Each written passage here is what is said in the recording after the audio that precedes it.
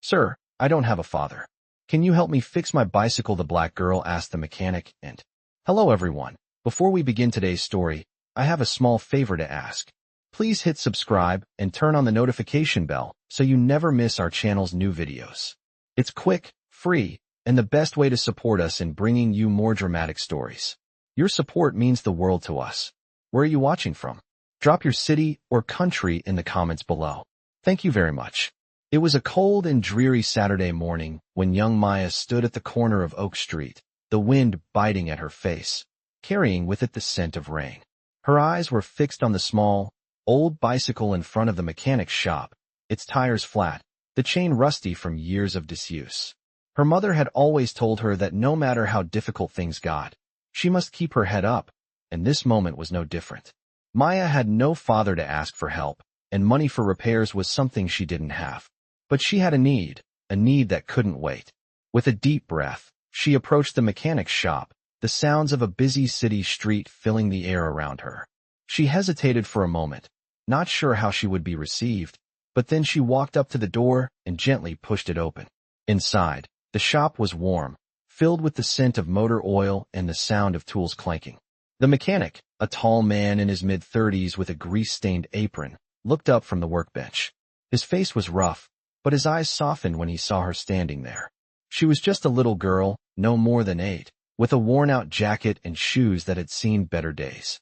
"Excuse me, sir," she said quietly, her voice steady despite the knot in her stomach. "I don't have a father. Can you help me fix my bicycle?" The mechanic blinked, taken aback for a moment by the directness of her request. He was used to people coming in, asking for repairs, but never like this. The girl's words hung in the air, the blunt honesty of her statement cutting through the hum of the shop. He looked at her, then glanced at the bike. It was clear she couldn't afford the repairs, and yet something in her made him pause. There was no pleading in her eyes, only a quiet, dignified request for help. His gaze softened, and for a moment, he simply studied her. "Well, I suppose I could take a look at it," he said, his voice gruff but not unkind. "Let's see what we're working with." Maya stepped forward, carefully placing the bicycle on the counter. She didn't smile, but there was a flicker of hope in her eyes. She wasn't asking for charity. She was asking for something that was hers to ask, a chance. The mechanic reached for the bike and began inspecting it, noting the broken parts, the rust, and the years of neglect. But instead of dismissing it as too much work, he started to pull out the necessary tools. The girl's determination, her quiet dignity, had done something to him. It reminded him of something he'd long forgotten, the power of simple kindness. And so, without another word, he began working on the bicycle, fixing it piece by piece. Maya watched quietly, her eyes following every movement. There was no need for words. The connection was made through the shared task at hand. As the minutes ticked by, the sound of the mechanic's tools filled the shop, the rhythmic clanking becoming a sort of reassurance. For the first time in a long while, the mechanic felt like he was doing something real, something that mattered. He wasn't fixing just a bicycle. He was fixing a small piece of the world. When the repairs were finally done, he stood back and looked at the bike, now in better shape than it had been in years. Maya stood next to him, her eyes wide as she took in the sight of her bike, ready to roll again. She didn't have the words to thank him, not in a way that could fully express what she was feeling, but she smiled. It was a small, quiet smile, but it spoke volumes. "Thank you," she whispered. The mechanic nodded, his own smile returning for the first time that day. "You're welcome," he said, his voice quieter than usual. It wasn't just the bike that had been fixed. Something inside him had shifted, too. Maya left the shop that day with a newly repaired bike, and for the first time in a long while, she felt the weight of the world lift just a little. And for the mechanic, it was a moment he would never forget. "I'm sure you're wondering what happens next." The mechanic watched Maya leave, his hands still holding the tools that had just fixed her bike. It had been a quiet morning, with nothing particularly out of the ordinary, but something had shifted within him, something he couldn't easily explain. He wasn't sure what made him take the time to repair the bike for her when there were other things that needed his attention. But he had done it, and now, as he watched her pedal away down the street, the weight of his decision settled in. He had helped someone who didn't ask for sympathy, but for a chance. A simple request. It had been so easy for him to dismiss her at first, but now, He understood the power of listening. Maya's face, her quiet determination, had made all the difference. He had seen it in her eyes. She wasn't asking for charity, just a little help to make her world a bit easier. Later that afternoon, the shop was quiet, save for the occasional passing car and the distant hum of traffic. The mechanic wiped his hands on a rag, his thoughts returning to the girl. He knew he'd done something good today, but it wasn't until he saw her again that evening, back at the shop, that he realized just how much her presence had meant. The sound of the door jingling as it opened broke his concentration, and he looked up to find Maya standing in the doorway, holding a small package wrapped in brown paper.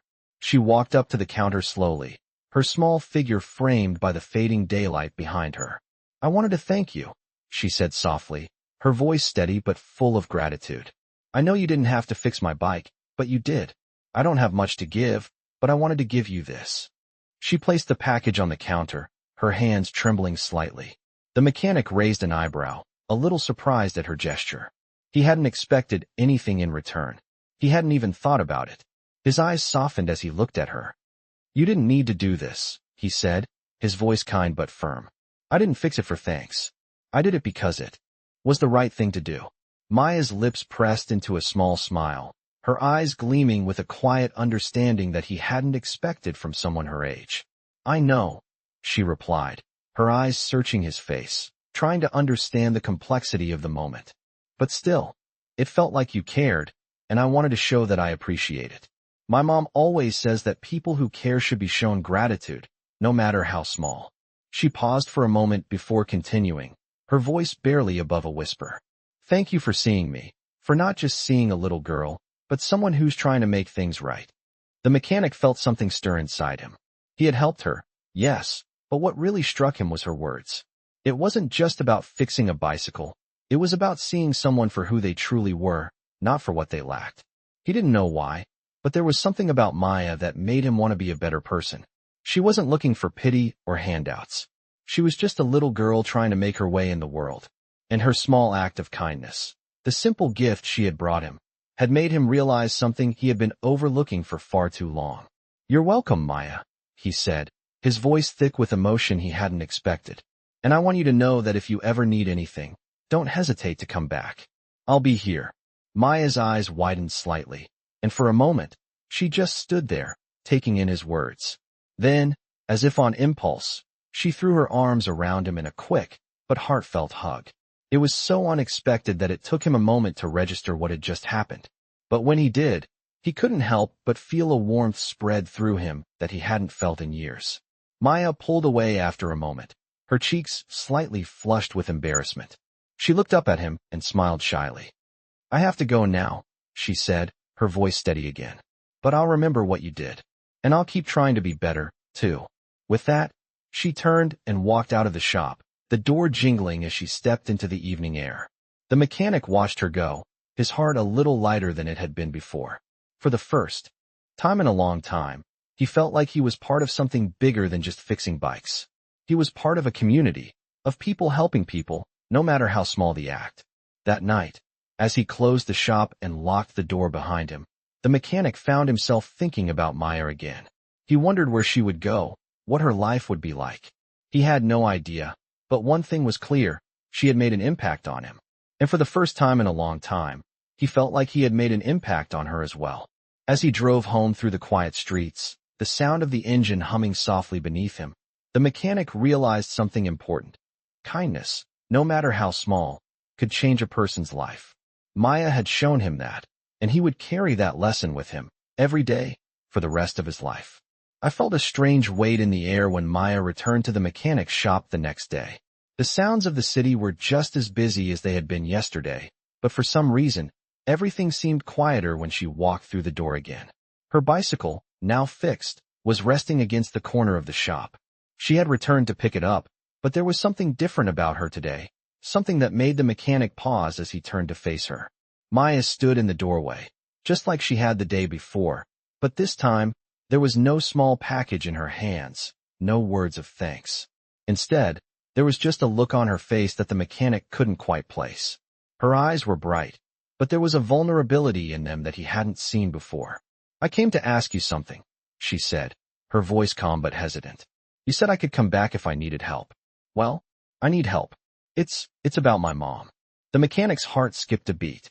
Maya's mother was a subject he had never heard much about, and now, it seemed, something had changed. Maya wasn't asking for a simple favor this time. She was asking for something more. His instinct was to help, but there was a sense of seriousness in the air now, a weight that hadn't been there before.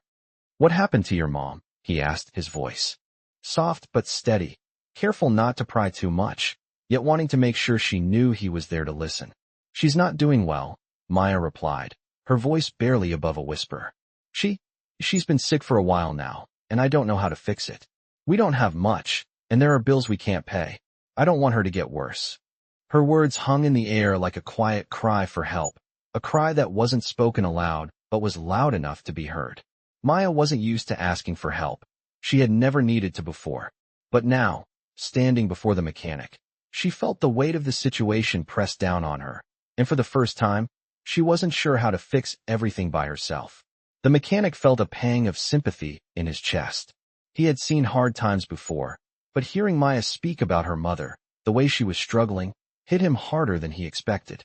He had never been a parent, but he knew enough to understand that a child shouldn't have to carry that kind of burden alone.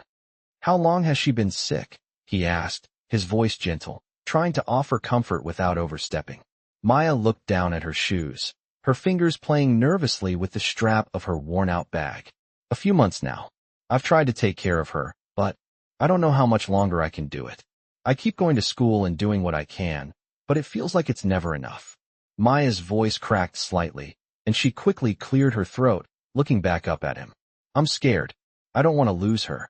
The mechanic stood there for a moment, absorbing her words, letting the silence stretch between them. Then he walked over to the counter, grabbing his jacket and pulling it on. "Come on," he said, turning to her with a gentle but firm tone. "Let's go. I'm going to help." Maya blinked, caught off guard by his sudden decision. You don't have to. You've already helped me so much. I didn't come here to ask for more," she said, looking up at him, her voice hesitant. "You didn't ask for anything yesterday either," he replied. "But you came to me. Now I'm going to make sure your mom gets the help she needs. You don't have to do this alone, Maya. You've already shown me a lot of strength, but sometimes even the strongest people need help." Maya stared at him for a long moment, processing his words. She was used to being strong, to handling things on her own, but this was different. Her mother's illness was something she couldn't fix by herself. And here, standing before her, was someone who was offering to help. No questions asked. It was more than she had ever hoped for. The mechanic led Maya to his truck, and they drove through the city to the hospital. The ride was quiet, the hum of the engine filling the space between them. Maya glanced out the window, her thoughts consumed by what was waiting for them. When they arrived, the mechanic didn't waste any time. He spoke with the staff, explaining the situation, and within minutes, Maya's mother was being seen by a doctor. Maya stood by her mother's side, holding her hand as the doctor checked her over. The mechanic waited outside the room, pacing back and forth, unsure of what more he could do. But as the minutes passed, he realized that sometimes, just being there for someone was enough. When the doctor finally emerged, he gave them the news. Maya's mother had been suffering from an infection that, while serious, was treatable with antibiotics. It wasn't too late to help her recover, but it would take time and proper care. Maya's eyes welled up with tears, a mixture of relief and exhaustion washing over her. She had feared the worst, but now, there was hope. Maya turned to the mechanic, who was standing nearby, watching her with a quiet smile on his face. She didn't know how to thank him. Words seemed so inadequate. But in that moment, she didn't need to say anything. He had already shown her everything she needed to know.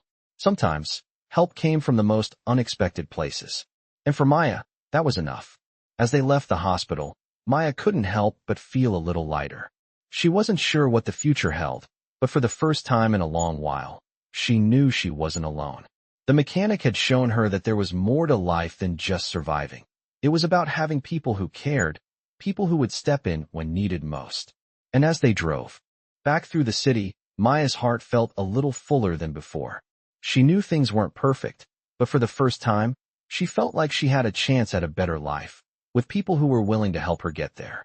I felt the weight of the world settle into the quiet corners of the shop as the mechanic looked over the freshly repaired bicycle sitting in front of him. The events of the past few days had moved him in ways he didn't fully understand, but the truth was, the quiet girl who walked into his shop asking for help had changed something inside him. Maya had come back with her mother that day, and now, as he worked on fixing the bike, he couldn't shake the thought of how much he had been inspired by her courage. She had asked for help, yes, but it was more than that. She had trusted him when she didn't have to, and it was that trust that kept him awake at night, wondering if he could do more, be more for her. When Maya first walked in, all he could see was a little girl with a broken bike and a story that seemed so small, so insignificant. But now, after everything that had happened, he realized just how big that story was, how much it had grown in his heart. She wasn't just a little girl who needed help. She was a symbol of strength, resilience, and hope that he had long since forgotten.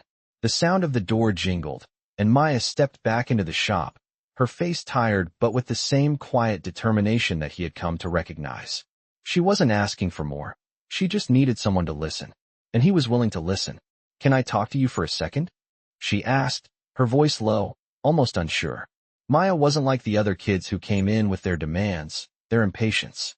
There was something in the way she carried herself that made him stop and listen. He nodded and motioned for her to take a seat.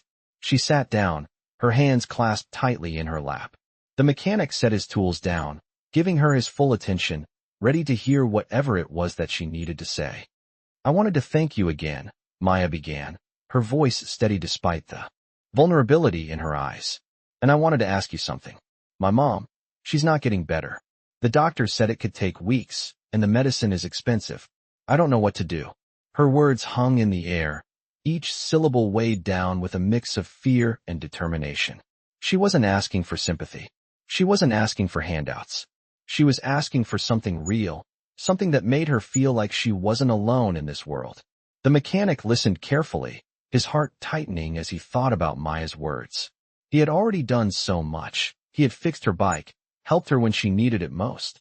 But now he saw that there was more he could do. Something inside him shifted. He wasn't just the mechanic anymore. He was a part of something bigger. Maya was right. Her mother needed help, and he could give it. He could help make sure she got the treatment she needed, and in doing so, he could give Maya the peace of mind she deserved. "I don't know if I can fix everything, Maya," he said quietly, his voice gentle but firm. "But I can help. I've got some connections, people who can get the medicine your mom needs. I can't promise it will all be easy, but I will do everything I can." Maya's eyes widened, the flicker of hope sparking in her gaze. She wasn't expecting him to fix everything. She just wanted to know that someone cared, that someone was willing to help. And here, standing before her, was the man who was offering that very thing. "You really would do that?" she whispered, almost in disbelief. The mechanic nodded, the seriousness of the situation settling in. He wasn't just offering temporary help. He was offering something that would change the course of Maya's life. "Yes, Maya," he said, his voice steady. "I'll help you. But you need to promise me something. You need to promise me that you'll let me be a part of this. I don't know what the future holds, but we're in this together now. You don't have to carry this alone anymore."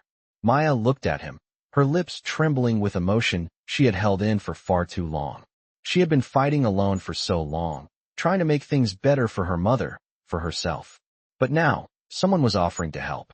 And it wasn't just help for a day. It was help that would make a difference in her life, a difference she hadn't dared to dream of. "Thank you," she said softly, her voice barely above a whisper. "I didn't know how much I needed this until now. I never thought anyone would help us. But you're different. You didn't just fix my bike. You fixed something inside me. You made me believe again that people can be good." The mechanic smiled, though there was a sadness in his eyes. He had been numb for so long, focused on fixing things, but now, with Maya standing before him, he realized how much he had been missing. Maya wasn't just a little girl who needed help. She was teaching him about the importance of empathy, about the power of human connection. As the days passed, the mechanic took steps to get Maya's mother the care she needed. It wasn't easy. There were hurdles along the way. Paperwork, medical bills, waiting lists, but he didn't back down. And through it all, Maya was there, standing by her mother's side, proving that strength wasn't about never falling. It was about getting back up, time and time again. One evening, After a particularly tough day, the mechanic stood in the shop, looking out at the street as the sun set. He thought about the journey ahead, about how much more there was to do, and yet, he felt a sense of peace. It wasn't just about fixing bikes anymore. It was about making a difference. And that difference, however small, was worth it. Maya came in the next day with a smile on her face. Her mother was getting better, slowly but surely. She had a long road ahead, but they were no longer facing it alone. "I'm not sure what the future holds," she said with a grin. "But for the first time in a long time, I think it might just be okay." The mechanic nodded, feeling the same sense of hope fill him as well. The road ahead might still be uncertain, but one thing was clear: they weren't walking it alone anymore. I felt a sense of calm settle over the mechanic as he walked into his shop that morning. The usual noise of the city outside faded into the background as he took a deep breath, ready to face another day. Over the past week, things had changed, not just in the shop, but in his life. Maya's mother was improving, slowly but steadily, and the mechanic could see how much that meant to Maya.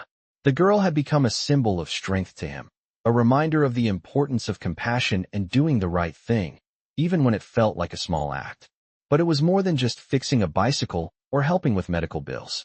Maya had brought something into his life that he hadn't realized he was missing, a sense of connection. She had trusted him when it seemed like there was no reason to, and that trust had changed him in ways he was still processing. That morning, as he stood behind the counter, sorting through the pile of repair orders, the door jangled open. Maya walked in, her smile wide as she stepped inside, and for a moment, it felt like time slowed. She was holding something in her hands, a small, simple drawing, carefully folded and tucked into a worn envelope. Her eyes lit up as she approached, and the mechanic could see the happiness in her face, a stark contrast to the nervousness that had once clouded her every step. "I made this for you," Maya said, her voice soft but full of sincerity. She handed him the envelope, her hands shaking slightly, but not from fear. It was the kind of trembling someone might have when giving a piece of their heart away. He took the envelope and slowly opened it, revealing the drawing inside. It was simple, just a pencil sketch, but it was the most beautiful thing he'd seen in a long time. The drawing was of him, working on a bicycle, his hands covered in grease, a slight smile on his face as he focused on the work.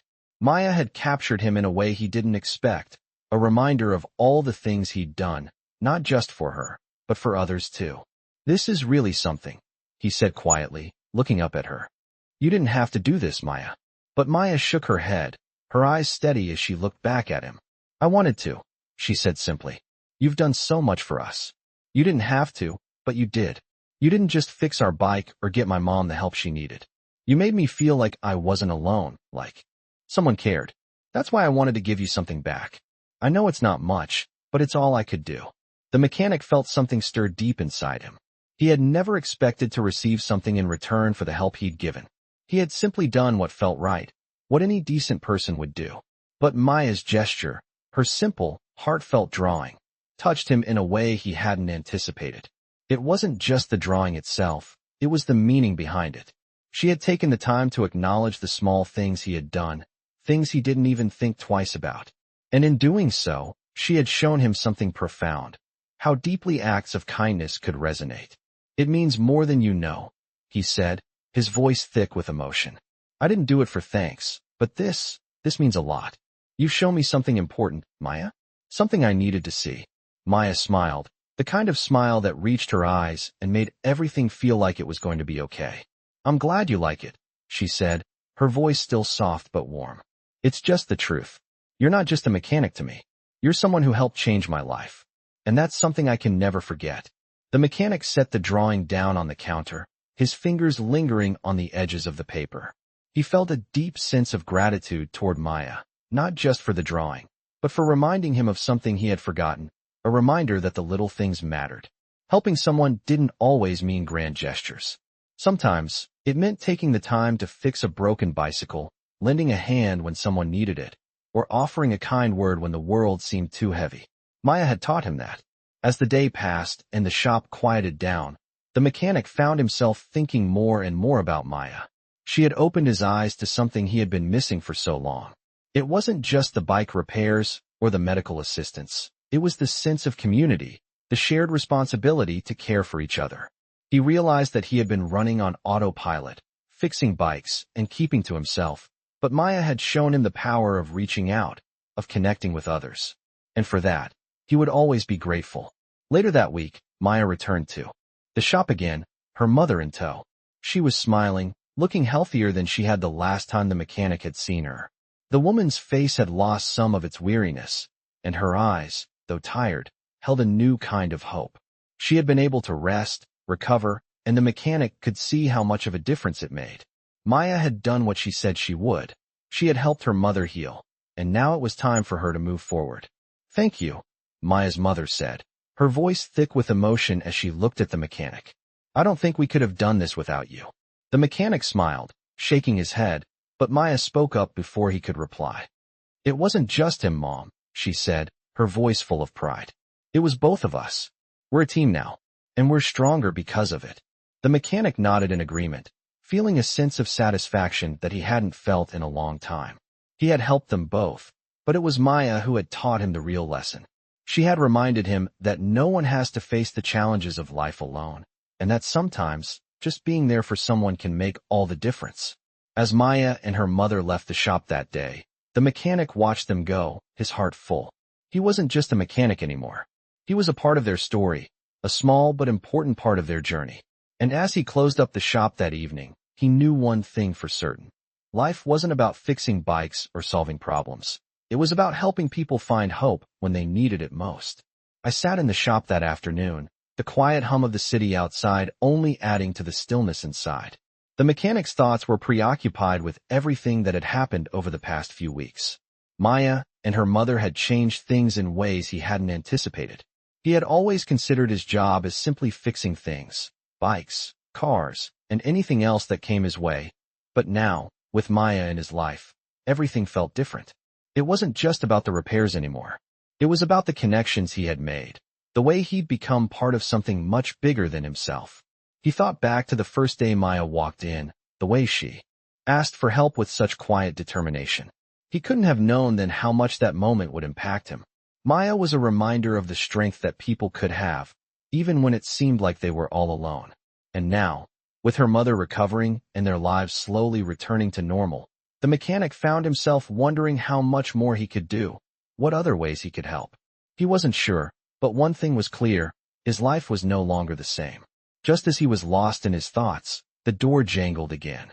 Maya walked in, this time without her bike, but with the same quiet determination in her eyes.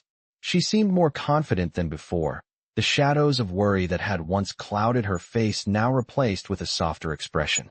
She wasn't walking in with a request this time.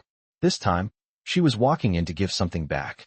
"I have a question," Maya said, her voice calm but firm. "How do you keep going, day after day, even when it's hard?" Her words caught him off guard. He wasn't used to being asked deep questions like that, especially not from someone so young. He paused for a moment, looking at her, trying to understand what she meant. "What do you mean?" he asked, his voice soft. She took a step forward, her gaze steady, as if she was weighing the answer to a question she had been carrying for a while. "I see you," Maya said slowly.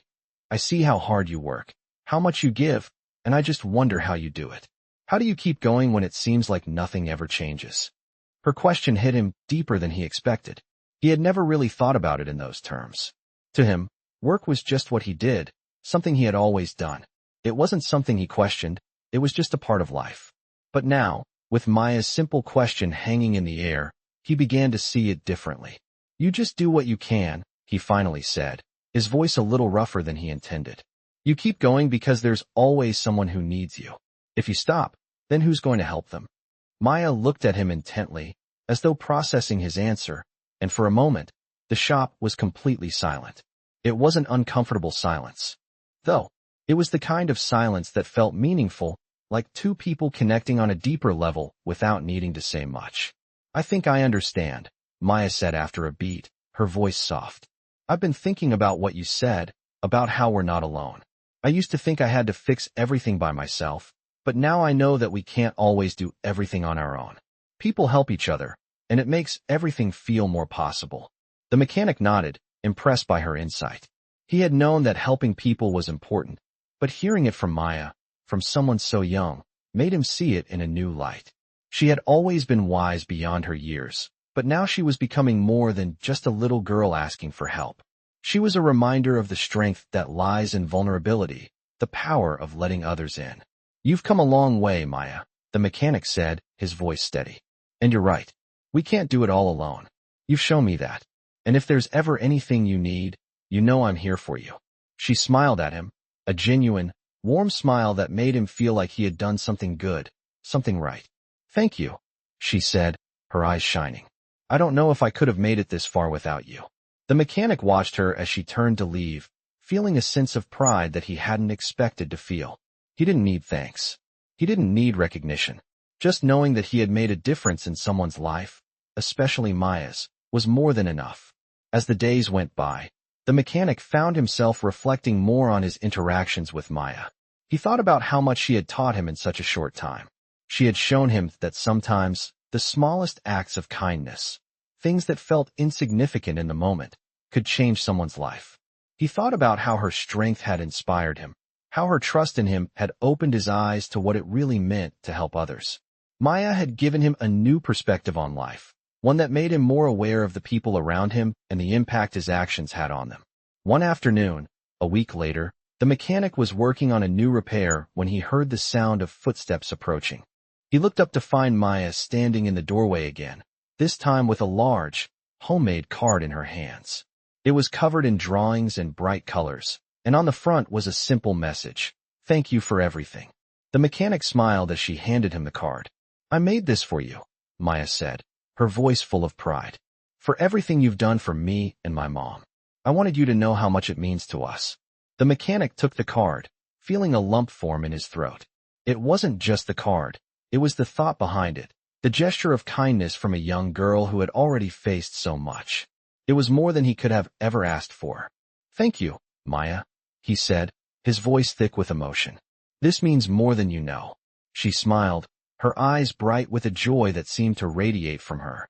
"I'm just glad I could give something back," she said. "You've been more than just a mechanic to me. You've been a friend."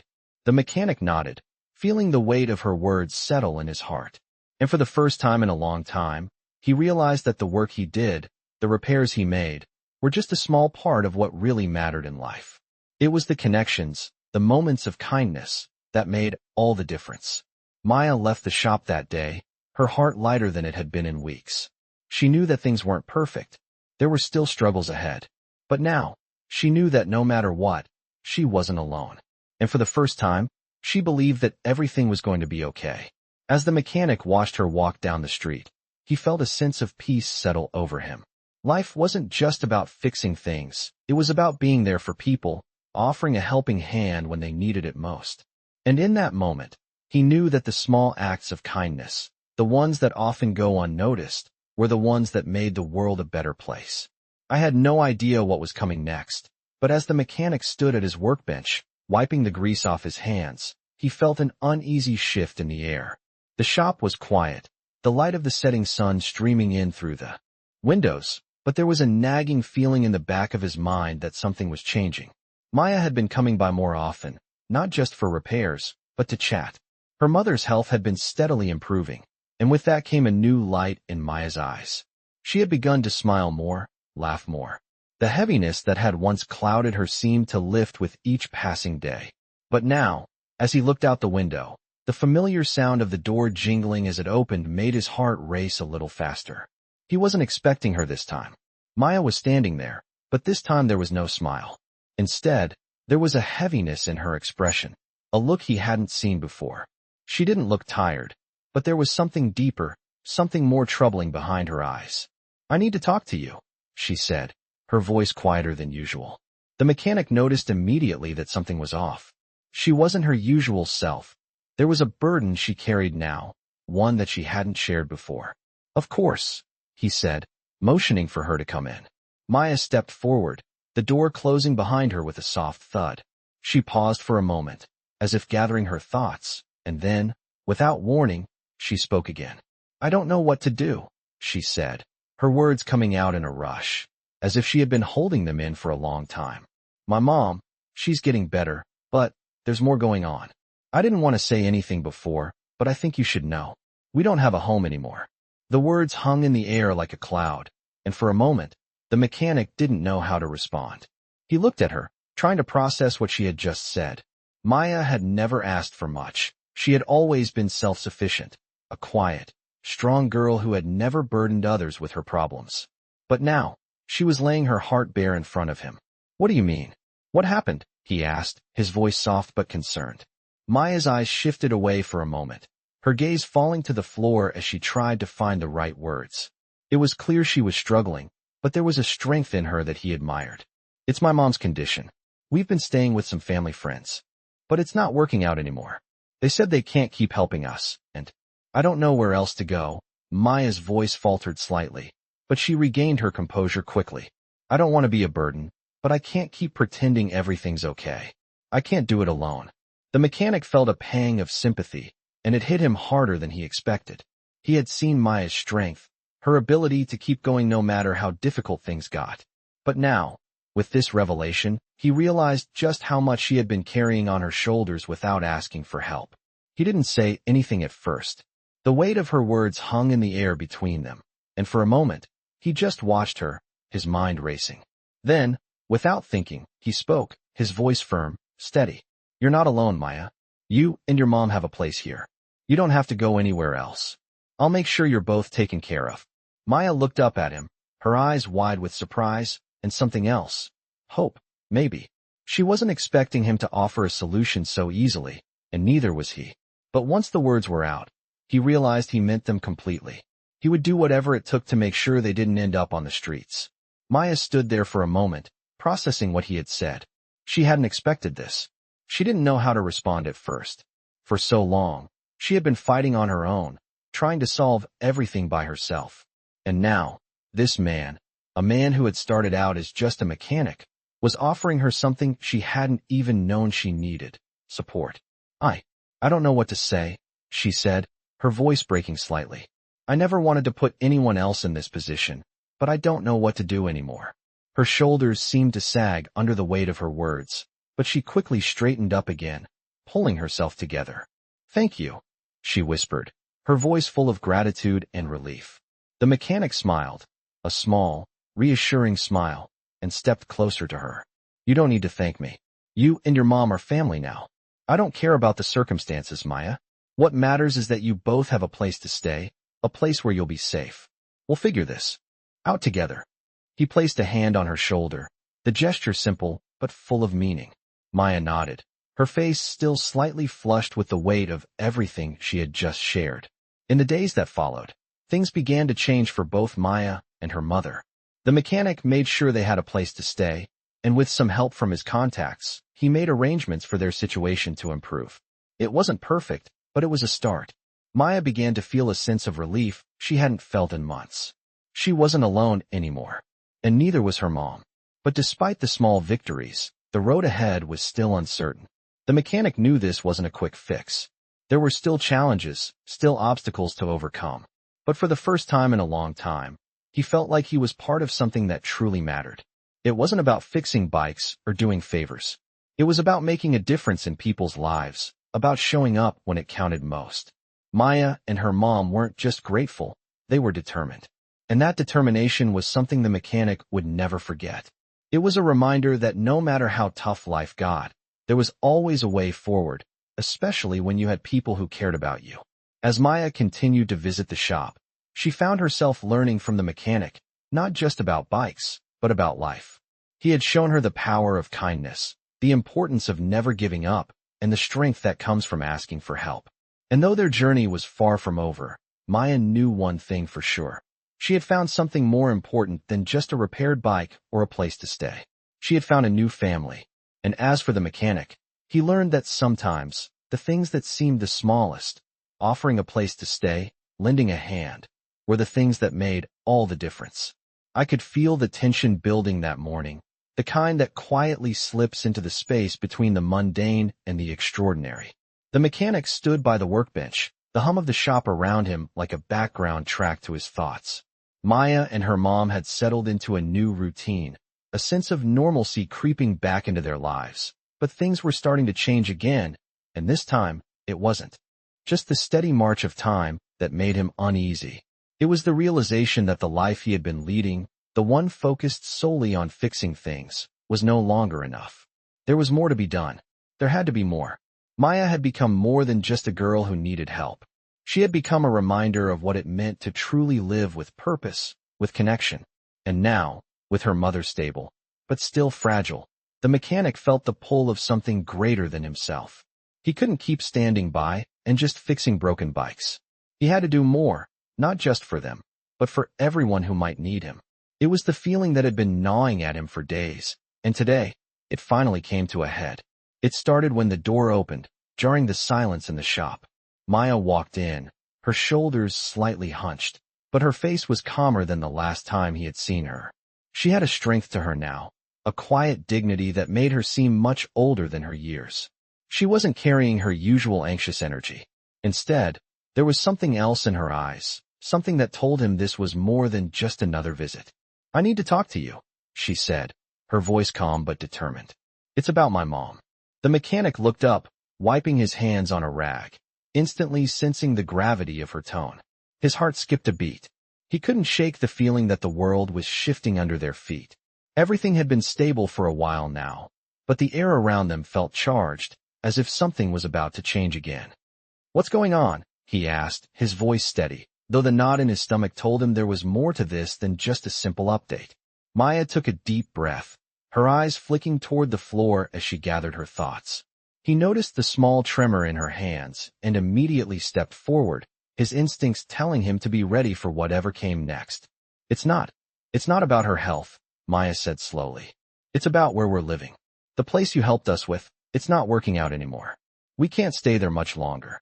The mechanic's heart sank. He had known things wouldn't be easy, but this, hearing it so plainly, from Maya, felt like a punch to the gut. "Why? What happened?" He could hear the concern creeping into his voice now, despite his best efforts to keep it steady. Maya looked up at him then, and for the first time, he saw the vulnerability in her face. It was a look that shook him, not because it was unexpected, but because he realized how much she had been carrying all this time without ever showing it. "They've been kind to us," Maya continued, her voice faltering slightly. "But it's too much. They have their own lives, their own problems. And I can't keep asking for help, not like this. I can't keep putting them in a position where they have to choose between their own lives and helping us." Maya paused, her expression unreadable. Then she added quietly, "I don't want to be a burden anymore." The mechanic stood still for a moment, the weight of her words settling in. He had seen Maya strong, capable, even when the world around her had been falling apart. But now he understood. This wasn't just about her or her mom needing help. This was about Maya not knowing how to ask for help anymore, how to rely on anyone else after everything she had been through. "You're not a burden, Maya," he said gently, stepping toward her. "You don't ever have to feel like that with me." He placed a hand on her shoulder, the gesture simple but full of reassurance. "If you need a place to stay, you can stay with me. There's always room. You're family now, Maya." The words felt right, like they had been waiting to be said for a long time. He couldn't let her feel like she was alone in this, not when he had the means to help. She looked at him, her eyes wide with surprise, a flicker of hope crossing her face for the first time in a long while. "You mean it?" she asked, her voice barely above a whisper, as if she couldn't quite believe what she was hearing. The mechanic nodded firmly. "Of course I mean it. You and your mom are part of my family now. You don't have to worry about where you're going next. I've got your back." He gave her a reassuring smile, and slowly, Maya's expression softened. The weight that had been pressing on, her shoulders seemed to lift, even if only a little. "Thank you," she said, her voice cracking with emotion. "I don't know what to say." He smiled and shook his head. "You don't have to say anything. Just know that you're not alone in this." The mechanic didn't want to say too much. He didn't want to make a big deal out of it. The truth was, he had been waiting for the right moment to step up, to help. And this was that moment. In the days that followed, the mechanic made arrangements to help Maya and her mom. He cleared out a small room in his house, just enough for them to be comfortable. It wasn't much, but it was enough. He wasn't going to let them face this alone. The shop continued to hum with the normal bustle of repairs, but the real work was happening at home.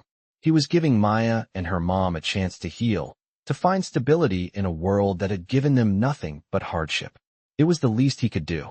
And in doing so, he realized how much more there was to life than fixing bikes. Sometimes, the most important work you could do was fixing the broken pieces of someone's heart. Maya's gratitude wasn't something that could be expressed with words. She didn't say much, but each day she spent in the mechanic's home, she grew a little more comfortable, a little more confident. Her mother, too, had started to gain back some of her strength. They weren't completely out of the woods, but for the first time in a long time, they had something they hadn't had before, a real chance.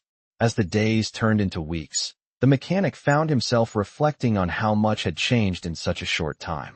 Maya and her mom weren't just staying in his house. They had become a part of his life. And he, in turn, had become a part of theirs. The world outside might still be as uncertain as ever, but for now, in that small house, they had found something they had been missing, belonging. And for Maya, that was all she needed to know. She wasn't just a little girl anymore. She was a survivor.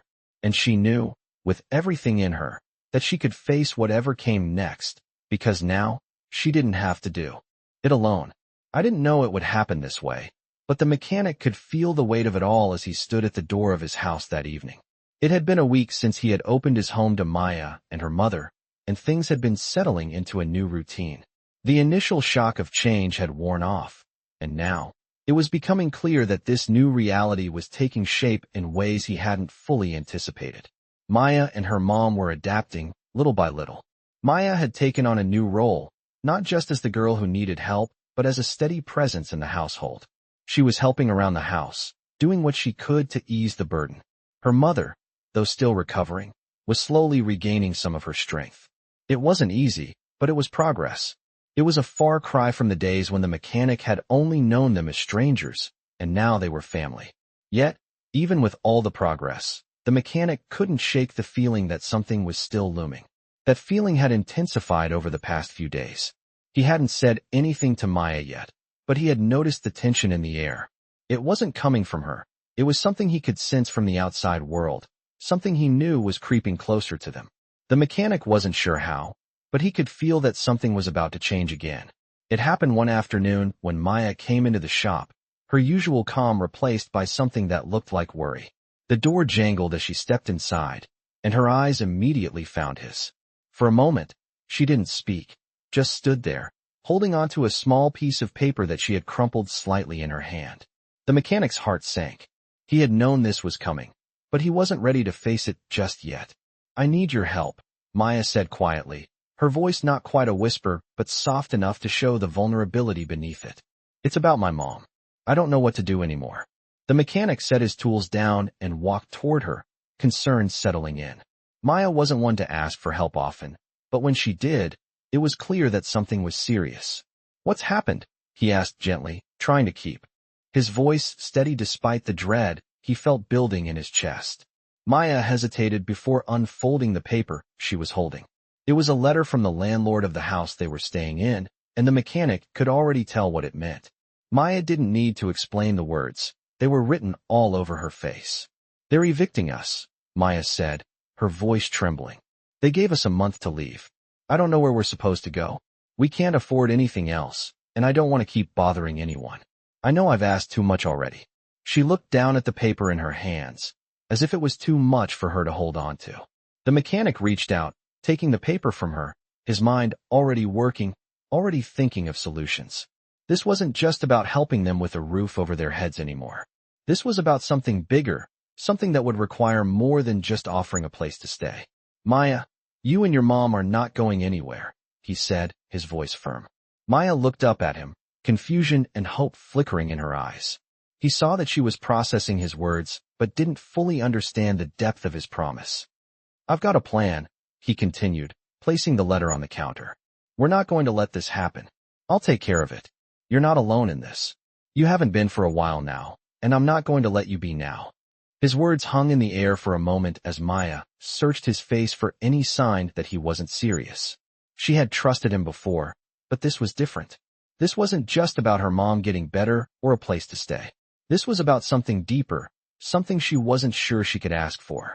"You really mean that?" she whispered, her voice almost cracking with the weight of it all. The mechanic nodded without hesitation. I mean it.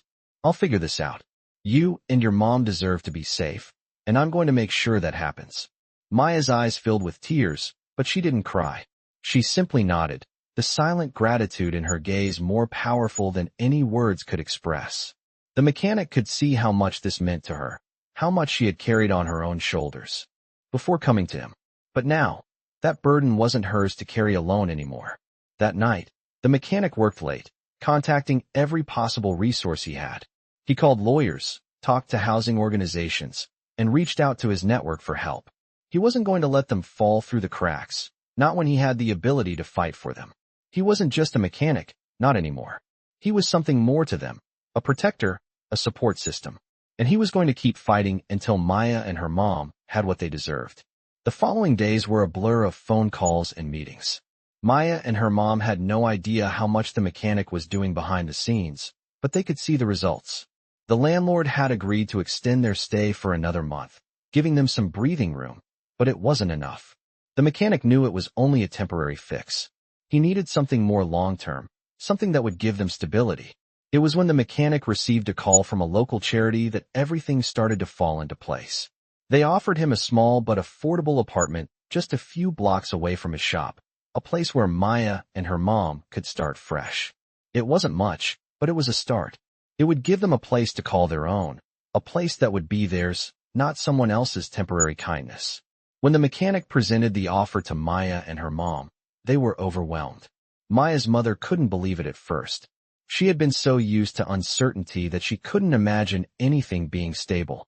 But as she looked at Maya's face, she realized how much they had both changed. They were finally getting the chance to build a life, to make their own choices. And it was all thanks to the mechanic, who had given them more than just a place to stay. He had given them the hope of a future. In the weeks that followed, Maya and her mom moved into their new apartment. It wasn't perfect, but it was theirs, and for the first time in a long time, they felt like they could breathe. The mechanic didn't ask for thanks. He didn't need it. Seeing the relief in their eyes, knowing that he had made a difference, was more than enough. As the mechanic stood outside their new home one evening, watching Maya and her mom settle in, he couldn't help but feel a sense of peace.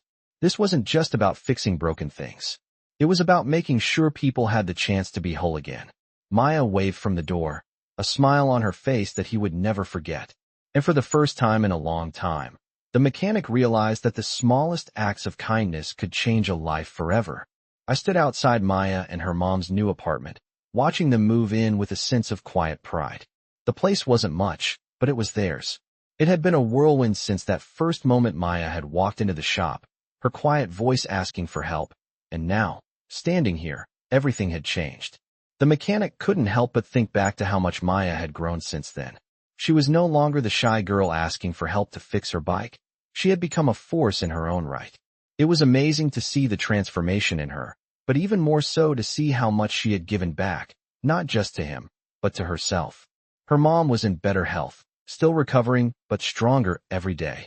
The mechanic had done what he could to help, but it was clear that it was Maya's strength that had carried them through, and that strength had inspired him in ways he never expected. As he turned to walk back to his shop, he felt that sense of peace again, knowing that Maya and her mom were going to be okay. Days turned into weeks, and as time passed, the new routine became more familiar. Maya and her mom were settling into their apartment, and although it wasn't perfect, it was their fresh start. Maya had been spending more time at the mechanic's shop, helping out when she could, always eager to learn. She was no longer just the girl in need of help.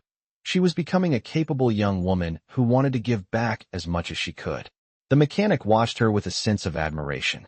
She was growing into something extraordinary, and every day he saw a new side of her. She wasn't just helping around the shop. She was learning the craft, asking questions, picking up tools, and taking pride in the work. She had become a true apprentice in the shop, and the mechanic couldn't help but feel proud of her. One afternoon, Maya walked into the shop with a new look in her eyes. She had a piece of paper in her hand, and she was smiling as she approached the counter. The mechanic glanced up, noting the familiar excitement in her expression. He was used to seeing that look on her face, the one that told him she had a new idea or something important to share. "I've been thinking," she said, holding up the paper. "I want to start a small project. something to give back to the community, to show how much you've helped us. I was thinking about fixing up bikes for kids who can't afford them, teaching them how to fix their own bikes, like you taught me." The mechanic blinked, his heart swelling with pride. Maya's idea was brilliant.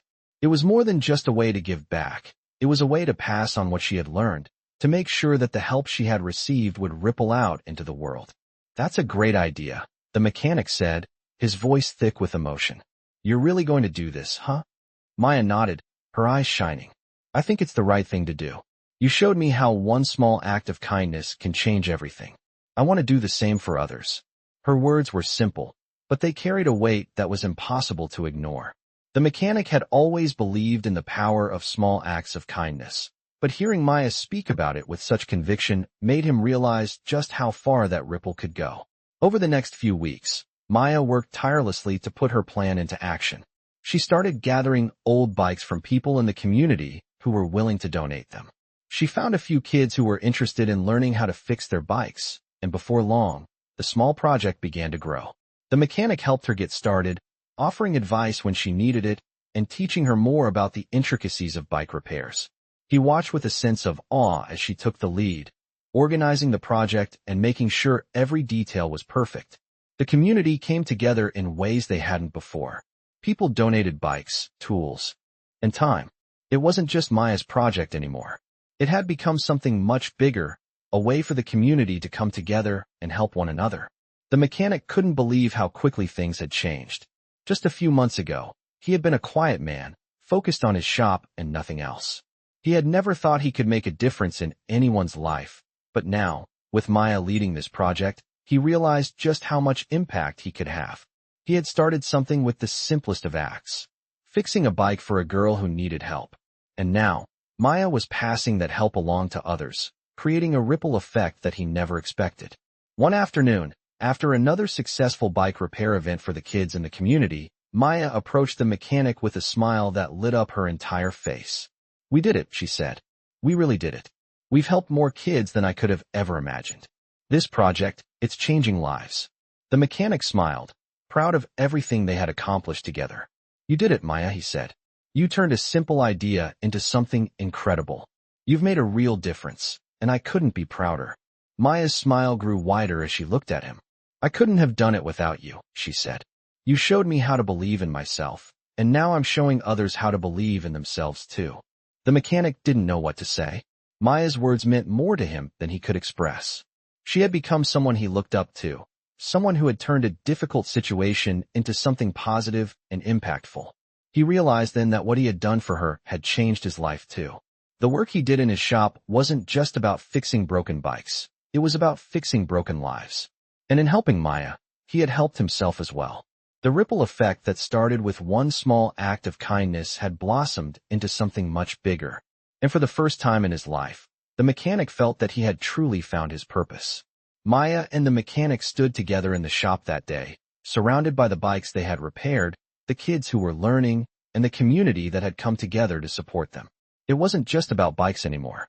It was about connection, about making a difference, and about showing up for one another, no matter how small the act. As the days went on, Maya's project continued to grow, helping even more kids and families. She became a symbol of hope in the community, a reminder that no matter how tough life got, there was always a way to make things better. And through it all, the mechanic stood by her side, proud of everything she had achieved and everything they had built together. In the end, it wasn't just about fixing things. It was about fixing lives, one act of kindness at a time. I watched Maya work with the kids in the workshop that day, her hands moving quickly and confidently as she explained the steps to repair a broken bike. She had come a long way from the girl who had walked into my shop, asking for help. Now, she was teaching others how to do the very thing that had changed her life. It was incredible to see the difference in her, how far she had come in such a short time. But as I watched her, a small part of me wondered how much longer she could carry this weight on her shoulders without the help she deserved. She had grown into someone capable of helping others, someone who had become a leader in her own right. But I knew the road ahead would only get tougher. It was clear that while Maya had gained confidence and strength, she still had moments when the burden of everything she had been through, and was still going through, seemed too much for her to bear. She had always been strong, but I could see that there were moments when she needed someone else to carry the weight for a while. Later that evening, as I was cleaning up the shop, I saw her walk into the back, wiping her hands on a rag. She had been smiling all day, laughing with the kids, teaching them the basics of bike repair. But now, there was a sadness in her eyes that I couldn't ignore. She stood there for a moment, looking at me as if she were searching for the right words. She was silent for a while, then spoke in a soft voice, more vulnerable than I had ever heard her before. "I've been thinking," Maya said, her voice quiet, "about everything we've been through, about how much has changed. I just feel like I don't know if I'm strong enough to keep going sometimes. I want to be everything for my mom and for the kids who look up to me now, but sometimes I feel like I'm carrying too much, like I'm not enough." Her words hit me harder than I expected, not because I didn't see it coming, but because I hadn't realized just how much she was holding inside. Maya had always been the one to offer help, the one who didn't ask for anything in return. She was the rock, the one everyone leaned on, but I knew then that she needed someone to lean on too. I stepped forward, closing the distance between us, and gently placed my hand on her shoulder.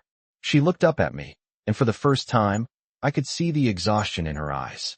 She had been through so much in her short life, and I realized how little I had truly understood what it meant for her to take on all of that responsibility.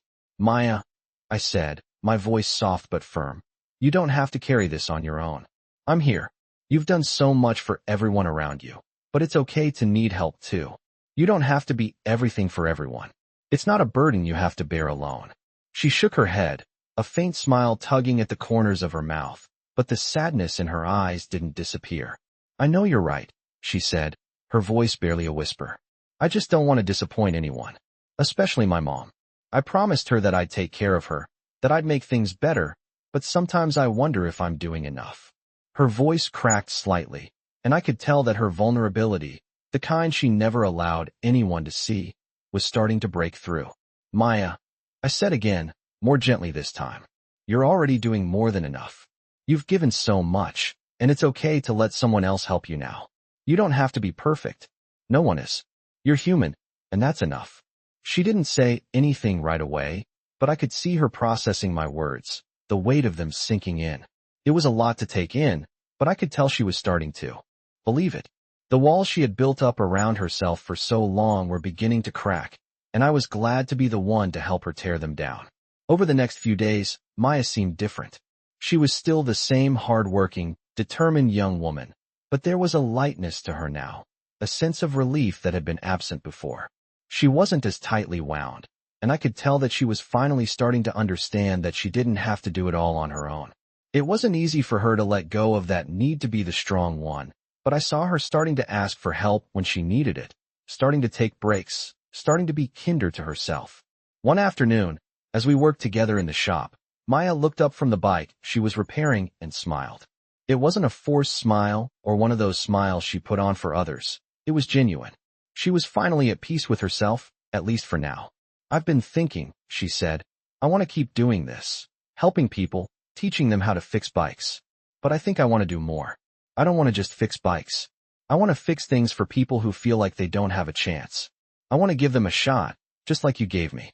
Her words filled me with pride. This was the Maya I had always known she could be. The Maya who wanted to make a difference, not just for herself, but for others. "That's the spirit," I said, smiling back at her. "You're going to do great things, Maya. Just remember, you don't have to do it alone. I'll always be here to help, and so will everyone you've helped along the way." She nodded, the same determined look on her face, but this time, it was tempered with a sense of peace. For the first time in a long time, Maya knew she didn't have to be everything for everyone. She just had to be herself, and that was enough. As time went on, the shop continued to grow, and Maya's project expanded, reaching more kids in the community, teaching them not just how to fix bikes, but how to believe in themselves, just like she had learned to. It wasn't just about bikes anymore. It was about community, about giving people the tools they needed to rebuild their lives, one pedal at a time. And through it all, Maya was no longer just a girl who needed help. She was a young woman who was giving back, who was helping others see their worth, just like the mechanic had helped her see hers.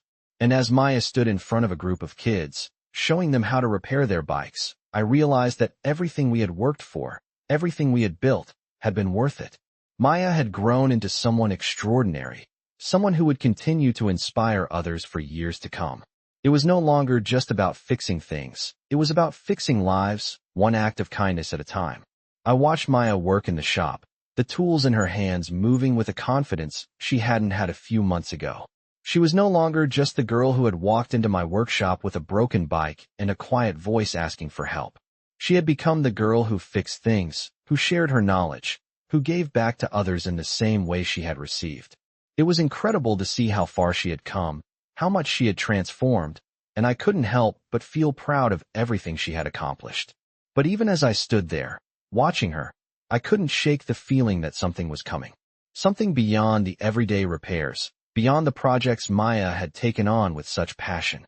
Something that would test all of us. The phone rang, snapping me out of my thoughts. I picked it up, expecting it to be another order for a bike repair. But when I heard the voice on the other end, I knew this was going to be different. "Hello," I answered, wiping my hands on a rag. The voice on the other end was unfamiliar, but the urgency in it was immediate. "This is Officer Daniels from the local police department," the voice said. "I need to speak with you about a situation involving a young girl named Maya." My stomach dropped. My mind immediately went to the worst-case scenario. Maya? What could this be about? "What happened?" I asked, my voice barely above a whisper. Officer Daniels paused for a moment, the silence between us growing heavy. "I'm sorry to inform you, but Maya has been in a car accident. She's okay, but we need you to come down to the hospital. She's asking for you." I felt a chill wash over me as I processed the words. Maya, in an accident? It didn't make sense. I was so used to seeing her full of life, teaching the kids at the shop, helping others.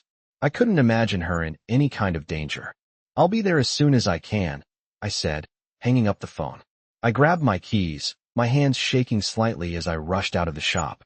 My mind raced, my thoughts scattered in 1,000 directions. What had happened? Was she hurt? My heart was pounding in my chest, and I could barely focus on the drive to the hospital. When I arrived, I rushed inside, asking the receptionist where I could find her. They led me to a room on the second floor, and my legs felt heavy as I walked down the hallway. Every step felt like an eternity. I finally reached her room and stood in the doorway for a moment, taking in the sight before me. Maya was sitting on the edge of the bed, her arm in a sling, but she was smiling. It wasn't a big smile, but it was enough to put me at ease. She looked up when she saw me, her eyes lighting up, and I could tell that despite the situation, she was more relieved to see me than I was to see her. "Hey," she said, her voice soft but full of warmth. "I'm okay, really." I stepped into the room, my heart still racing, but seeing her there, in one piece, was a relief I didn't even know I needed. "Maya, you scared me," I said, my voice thick with emotion. "What happened?" She smiled sheepishly and then glanced down at her arm. "It wasn't as bad as it looks," she said, her eyes glinting with humor. "I was helping one of the kids from the project. We were fixing up a bike, and I guess I wasn't paying enough attention when a car drove by too quickly. It hit the bike, and I got caught in the collision. But the driver stopped, and I'm fine. Just a few bruises and a sprained arm." I let out a breath I didn't realize I was holding, relief washing over me. "You really scared me, Maya," I said, sitting down beside her on the bed. "You're lucky it wasn't worse. You need to take it easy for a while." She nodded, her smile fading slightly as she looked at her arm. I know, she said, looking down at her bandaged arm. Sometimes I feel like if I stop, everything will fall apart. I don't want to be the one who lets everyone down." Her voice was small now, the weight of everything she had been carrying slipping through the cracks. I could see it in her eyes, that fear she had been holding on to all along. She had been strong for so long, but in that moment, I saw the vulnerability she had hidden from everyone, including herself. "Maya, you don't have to do everything," I said, my voice gentle but firm. "You don't have to carry the world on your shoulders. You've done more than enough. It's okay to rest, to ask for help. You're not alone in this." She looked at me for a moment, her eyes searching, and then she nodded slowly. I could tell that she understood, but it wasn't easy for her. It was hard for her to accept help, to let go of the responsibility she had taken on so willingly. She had always been the one to give, to care for others, and it was difficult for her to ask for the same in return. Over the next few days, I stayed with Maya at the hospital, helping her through the recovery process. Her mother came to visit her every day, and seeing them together, I realized just how far they had come. They weren't just surviving anymore, they were thriving. The accident had been a wake-up call for Maya, a reminder that even the strongest people need help sometimes. It wasn't a failure to ask for support, it was a strength. Maya wasn't weak because she needed help. She was strong because she allowed herself to be vulnerable. When Maya was finally able to leave the hospital, she returned home to rest, and we all agreed that she needed a break from everything. It was strange for her to be idle, but she started to take it easy, listening to her body, and allowing herself the time she needed to heal. It was hard for her, at first, but I could see the shift in her. She wasn't afraid to ask for help anymore. She wasn't afraid to rest. It wasn't just about physical healing, it was about emotional healing too. The accident had reminded her that she wasn't invincible, and that it was okay to lean on others when needed. And for the first time, Maya was allowing herself to do that. I knew it would take time, but I was confident that this was a turning point for her. She wasn't just fixing bikes anymore. She was fixing herself, learning how to balance her need to help others with the need to care for herself. The days that followed were peaceful, and as Maya's arm healed, so did a part of her that she had been neglecting for a long time. She learned that it was okay to stop, to slow down, and to ask for the help she deserved. And with each passing day, she became more resilient, not just because of the strength she had always shown, but because of the new strength she was learning, one that came from vulnerability, from letting go, and from accepting that it was okay to be imperfect. And as for the mechanic, he realized that sometimes, the most important thing you could fix wasn't the bike, but the person riding it. I could feel the calm before the storm. Things had been quiet for a while, and Maya was settling in, her arm healed and her spirit stronger than ever.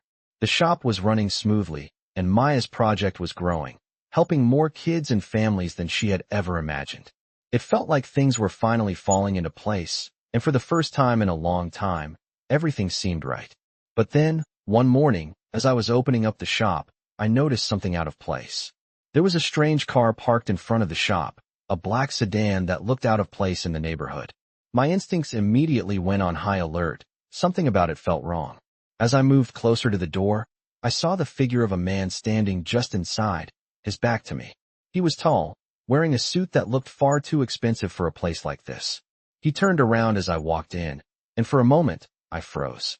His expression was cold, almost calculating, and his eyes locked onto mine as if he had been waiting for me. I didn't recognize him, but the way he carried himself, the way he looked at me, he wasn't here for a simple bike repair. "You must be the mechanic," he said, his voice low and smooth. "I'm glad I found you. My name is Richard Belmont. I need to have a word with you about a situation involving a young girl named Maya." Hearing her name sent a chill down my spine. My instincts were telling me this wasn't just a friendly conversation. "What about Maya?" I asked, keeping my voice steady, though I could feel the unease settling into my stomach. He smiled, though it was more of a smirk, like he knew something I didn't. "Maya's family situation is complicated," he said, "and I have a proposal for you. I'm willing to help her, but I need something in return." I didn't trust him, not for a second. His words didn't sit right with me. "What do you want from her?" I asked, stepping forward. Richard didn't flinch, but his eyes hardened as if the question irritated him. "Nothing drastic," he said, "but I want to make sure she stays where she belongs. I want her to continue with the project she's been running, but under my control." His words hit me like a punch to the gut. He wanted to take control of everything Maya had worked so hard for. I could see where this was going. He wasn't offering help. He was offering manipulation. "I'm not interested in your offer," I said firmly. "Maya doesn't need you to control her. She's been through enough already. She's earned her success, and she's going to keep it. You don't get to take that from her." Richard's smile faltered, but he quickly regained his composure. "I think you misunderstand," he said, his tone taking on an edge. "This is a business decision, not a personal one. I'm offering you an opportunity to expand the project, to make it bigger, more successful. Don't tell me you don't want that for her. I can make things happen for you both. It's a win-win." His words hung in the air, and for a moment, I could feel the weight of his offer pressing on me. He was offering something tempting, something that could change everything. But deep down I knew, This was the moment where everything could go wrong. You don't get to decide what's best for Maya, I said, my voice steady despite the rising tension. You think you can buy people's trust, but it doesn't work that way. Maya has earned everything she has on her own, and she's not going to let anyone take that from her. Not you. Not anyone. Richard's eyes narrowed, and for a moment, I saw a flash of something dangerous in them. But he didn't respond right away. Instead, he took a step back, as if weighing his next words carefully. This doesn't have to be difficult, he said. I'm not asking for much, just a little cooperation. I'll leave you to think it over. But don't take too long. People like me don't wait forever. With that, he turned and walked out of the shop, leaving behind a silence that felt suffocating. I stood there for a long time, trying to process what had just happened. Maya didn't need him. She didn't need anyone trying to control her, especially not someone like Richard Belmont. As the door clicked shut behind him, I took a deep breath, trying to calm my racing thoughts. Maya wasn't the kind of person who would let someone like him manipulate her, but I knew this wasn't over. He had resources, connections, things that could make him dangerous if he decided to push further. I needed to warn Maya, and I needed to make sure she understood what kind of person Richard Belmont was. That evening, I called Maya. She picked up on the first ring, her voice bright and full of energy as usual, but there was an underlying note of curiosity when she heard the seriousness in my voice. Maya, I need you to come to the shop, I said, trying to keep my voice even. We need to talk. I didn't go into details over the phone. I knew she would want to hear everything in person. She agreed without hesitation, and I hung up, my mind racing with the possible consequences of everything Richard had said. He had made his intentions clear. He wasn't just going to walk away. He had already put his plan in motion. It was up to us to stop him. When Maya arrived, she could see the look on my face, the seriousness of the situation, and it only took a few words for her to understand. Richard Belmont came by the shop today, I said, watching her face fall as I spoke. He made me an offer, but it wasn't one we could accept. He wants to take control of your project, Maya. He thinks he can buy your trust, buy your success. But I'm telling you right now, we're not letting him do that. We won't let anyone take what you've worked for. Maya stood there, frozen for a moment, the weight of what I was saying sinking in. Her hands clenched at her sides, her eyes narrowing with the kind of focus I had seen in her before. She wasn't going to let this happen. Not now. Not after everything she had fought for. He won't get away with it, she said, her voice full of determination. He doesn't know who he's dealing with. I'm not going to let him take control of my project. Not now. Not ever. Her resolve was stronger than I had ever seen it. And in that moment, I knew that Maya was ready to fight for what she had built. She wasn't going to let anyone stand in her way. Not Richard Belmont. Not anyone. And as the days passed, I saw a new fire in Maya. She wasn't just the girl asking for help anymore. She was a leader, someone who was going to protect everything she had built, no matter the cost.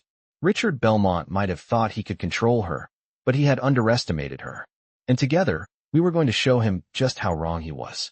I could feel the air shift. It was like everything was building to a moment, the tension tightening around us. Richard Belmont had made his move, and now Maya was determined to stop him. But the problem wasn't just him anymore.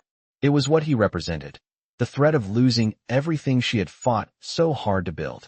She had always been strong, but now, in the face of this kind of power, I could see the fear creeping in. She was trying to hold it together, trying to keep going as though nothing had changed, but I knew better. This was bigger than just a bike project. This was about her independence, about her ability to take control of her own future. And I knew it wasn't going to be easy. The pressure had already started to show. Maya wasn't the only one feeling the weight of it. I was too. I knew what it felt like to fight for something, to protect it from people who didn't understand, who thought they could take what they wanted. But I also knew that the way to win wasn't by fighting fire with fire. We had to be smarter than that. We had to show Richard Belmont that he couldn't just waltz in and take over what Maya had built. The days following our conversation were filled with a quiet, relentless determination. Maya and I spent hours talking strategy, going over every angle we could think of to protect the project. Maya was calm, but I could see the strain in her eyes, the way she would sometimes pause in the middle of a conversation, like the weight of the world was pressing down on her. She didn't say it, but I knew she was exhausted. This was the moment where everything was on the line, and Maya wasn't backing down. She wasn't going to let Richard win, Not after everything she had worked for. I could tell she was getting ready to take on the fight head on, but I also knew we needed to be careful. Richard didn't just have resources, he had influence. He wasn't going to play fair. And as much as I trusted Maya, we couldn't just rely on our determination. We had to be smart, and we had to act fast. One afternoon, as we sat together at the workbench, I noticed Maya's focus had sharpened, her hands steady as she worked on the bike in front of her. She wasn't speaking much, but there was a quiet strength in her movements that told me everything I needed to know. She was preparing herself for what was coming. As I watched her, I realized that this was the moment when everything would change. Not just for Maya, but for all of us. She was no longer just the girl in need of help. She was the one who was going to take charge, and I could already see that she was ready. We both knew that taking on someone like Richard Belmont wasn't going to be easy, but we also knew that giving up wasn't an option. Maya wasn't the type to walk away from a fight. Neither was I. We decided to confront Richard head-on. Maya called him to arrange a meeting, and though I could tell she was nervous, she didn't back down. She wasn't just going to let him dictate the terms of her life. She was going to take control of the situation, just as she had done with the bike project. When we walked into the meeting room, Richard was already there, his arms crossed, an air of superiority hanging around him. But this time, it was different. Maya wasn't intimidated. I could see it in her eyes. She was ready to stand her ground. "I'm not going to let you take what I've built," Maya said, her voice firm. "I've worked too hard for this, and I'm not backing down." Richard raised an eyebrow, but there was a flicker of uncertainty in his eyes, a momentary break in his confident facade. He had underestimated her. He thought he could control her, but he didn't understand who he was dealing with. Maya wasn't someone who could be bought or manipulated. She wasn't someone who would bend to anyone's will. "You think you can just come in here and take over?" she continued, her voice steady. "You don't own me, and you don't own this project. I won't let you use me to get what you want." Richard leaned forward slightly, his gaze sharp. "You're making a mistake," he said, his tone colder now. "I can help you grow this project, make it something far bigger than you could ever imagine. But you'll have to trust me." Maya shook her head, her resolve unwavering. "No," she said, her voice clear and confident. "I'm not trusting you. I'm trusting myself. And I'm trusting the people who have supported me along the way. I've already built something that matters, and I'm not going to let you take that from me." The tension in the room was palpable. I could feel the weight of every word Maya said. She wasn't just fighting for her project anymore. She was fighting for her independence, her right to make her own choices. She wasn't asking for permission. She wasn't looking for anyone's approval. She was standing up for herself, for everything she had worked for. Richard didn't speak for a moment, his eyes narrowing as if he was weighing his options. Finally, he stood up, pushing his chair back and adjusting his jacket. "You're making a mistake," he said, his voice cold, but there was no anger in it. It was almost as if he was disappointed. "But if you think you can handle this on your own, fine. You'll see." With that, he turned and walked out of the room, the door closing behind him with a soft click. For a moment, there was silence. Maya stood there, her chest rising and falling with deep breaths, but there was no fear in her eyes. There was only victory. She had stood up to Richard, and she had won. She had done what she needed to do, and she had done it on her own terms. I watched her, proud of the strength she had shown, and for the first time, I realized that she wasn't just a girl who needed help. She was a force in her own right. Someone who was capable of standing up for herself and others. Someone who was ready to take on the world. Later that night, Maya and I sat together in the shop, talking about everything that had happened. "I did it," she said softly, her eyes shining with the realization of what she had accomplished. I stood my ground. I didn't let him take over. I smiled, watching her with pride. "You did more than that, Maya. You showed him that you can't be controlled. You showed him who you really are." She smiled back, her confidence stronger than ever. "Yeah, I guess I did." And in that moment, I knew that no matter what came next, Maya was ready. She had proven that she could fight for what she believed in, and win. Richard Belmont had underestimated her, but he would learn quickly that Maya was not someone who could be pushed around. She had built something real, something that mattered, and no one was going to take that from her. I stood in the doorway of the shop, watching the sun set on a quiet evening. Everything felt like it was falling into place. Maya and her mom were finally starting to find their footing again, and the bike project was flourishing. What had once been just a small idea a glimmer of hope in Maya's heart, was now a beacon for others in the community. She had become a leader in every sense of the word, and I couldn't help but feel proud of everything she had accomplished. But as the days passed, there was a lingering unease. We had all been through so much, and I knew it wasn't over yet. Maya had already fought for her independence, and I knew the road ahead would continue to challenge her. Richard Belmont had backed off for now, but I couldn't shake the feeling that he wasn't done. People like him didn't just give up that easily. The thought of him trying to control Maya's future again made my blood boil. But I didn't say anything to her. I didn't want to add to the pressure she was already under. She was doing things her way now, and that was what mattered. The last thing I wanted was for her to feel like she had to fight again. The next few days were filled with a quiet sense of anticipation. Maya and I continued to work together in the shop, fixing bikes, teaching kids, and sharing ideas. Her energy had shifted. She wasn't just focused on the work now. She was focused on building something lasting, something real.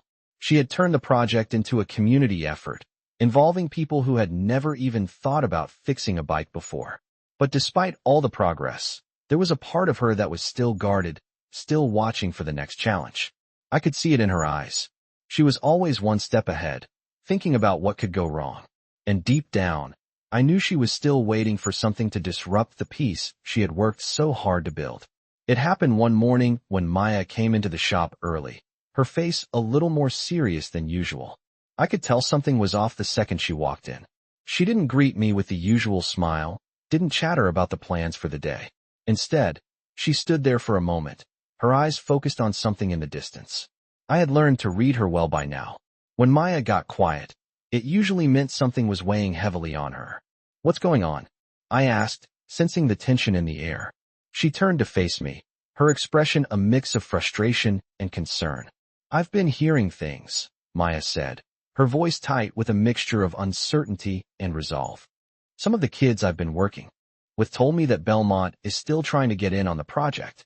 He's talking to some of the people in the neighborhood, trying to convince them that he's the one who should be running things."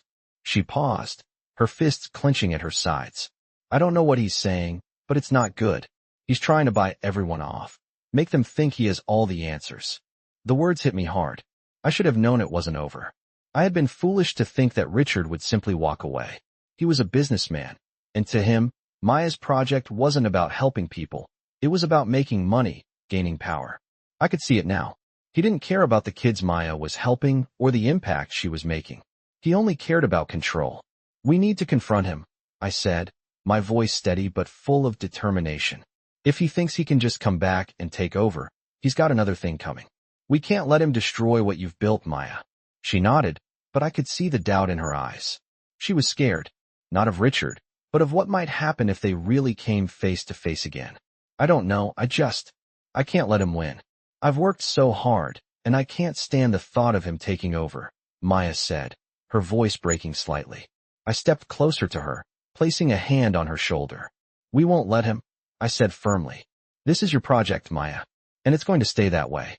You've earned it, and I won't let anyone take that from you." She looked up at me then, a mixture of gratitude and resolve crossing her face. She wasn't going to back down either. She was stronger now, more capable than ever before. And I knew that together, we could face whatever was coming.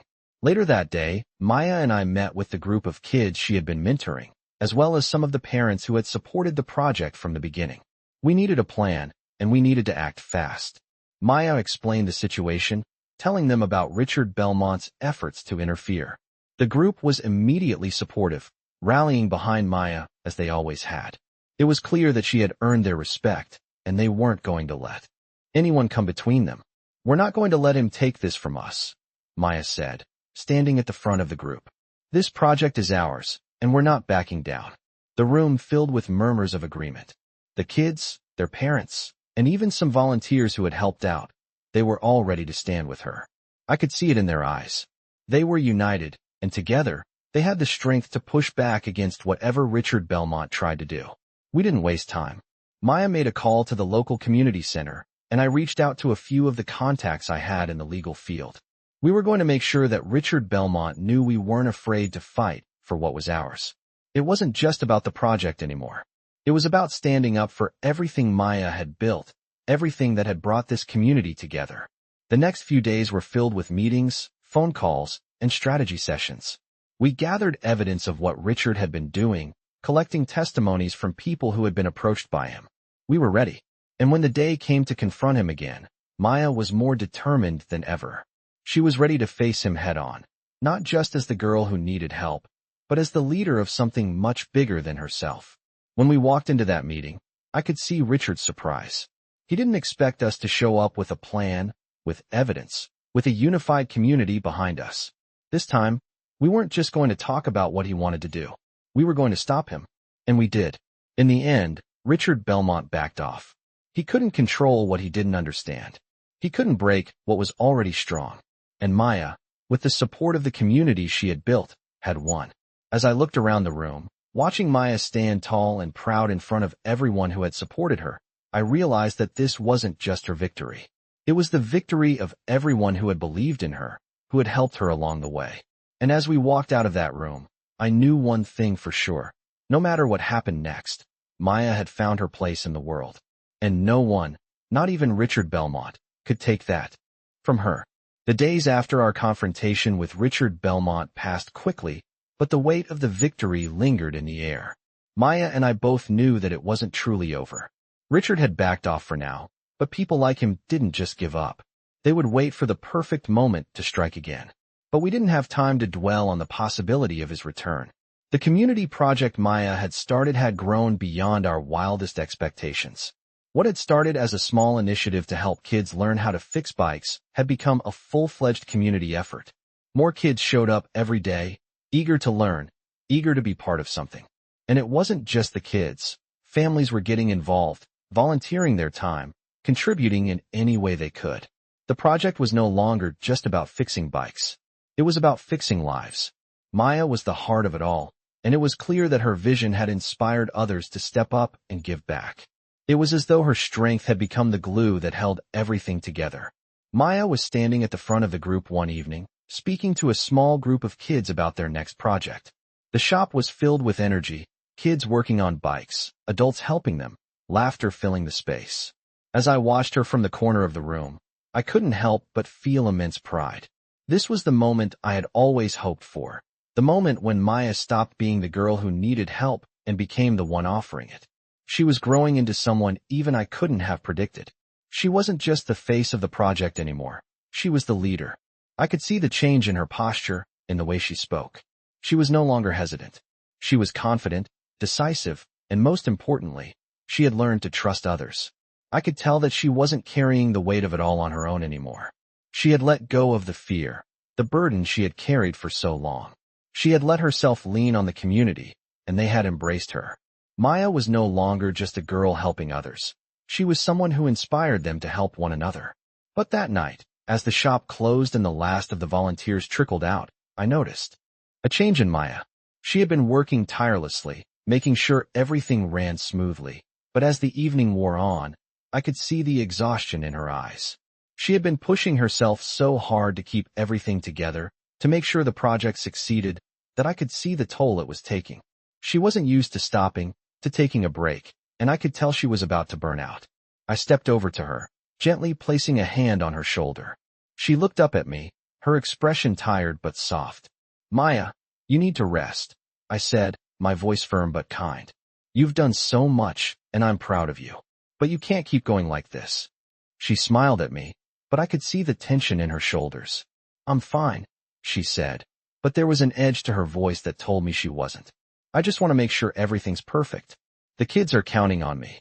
I shook my head, squeezing her shoulder gently. "Maya, you don't have to be perfect. You've done more than enough. This project is amazing because of you, but it's not just yours to carry. You've built something real here, and the people you've helped are going to keep it going. You don't have to do it all yourself. Let them help you." Maya took a deep breath, looking at the floor for a moment. She was quiet for a while, and I could see her processing what I had said.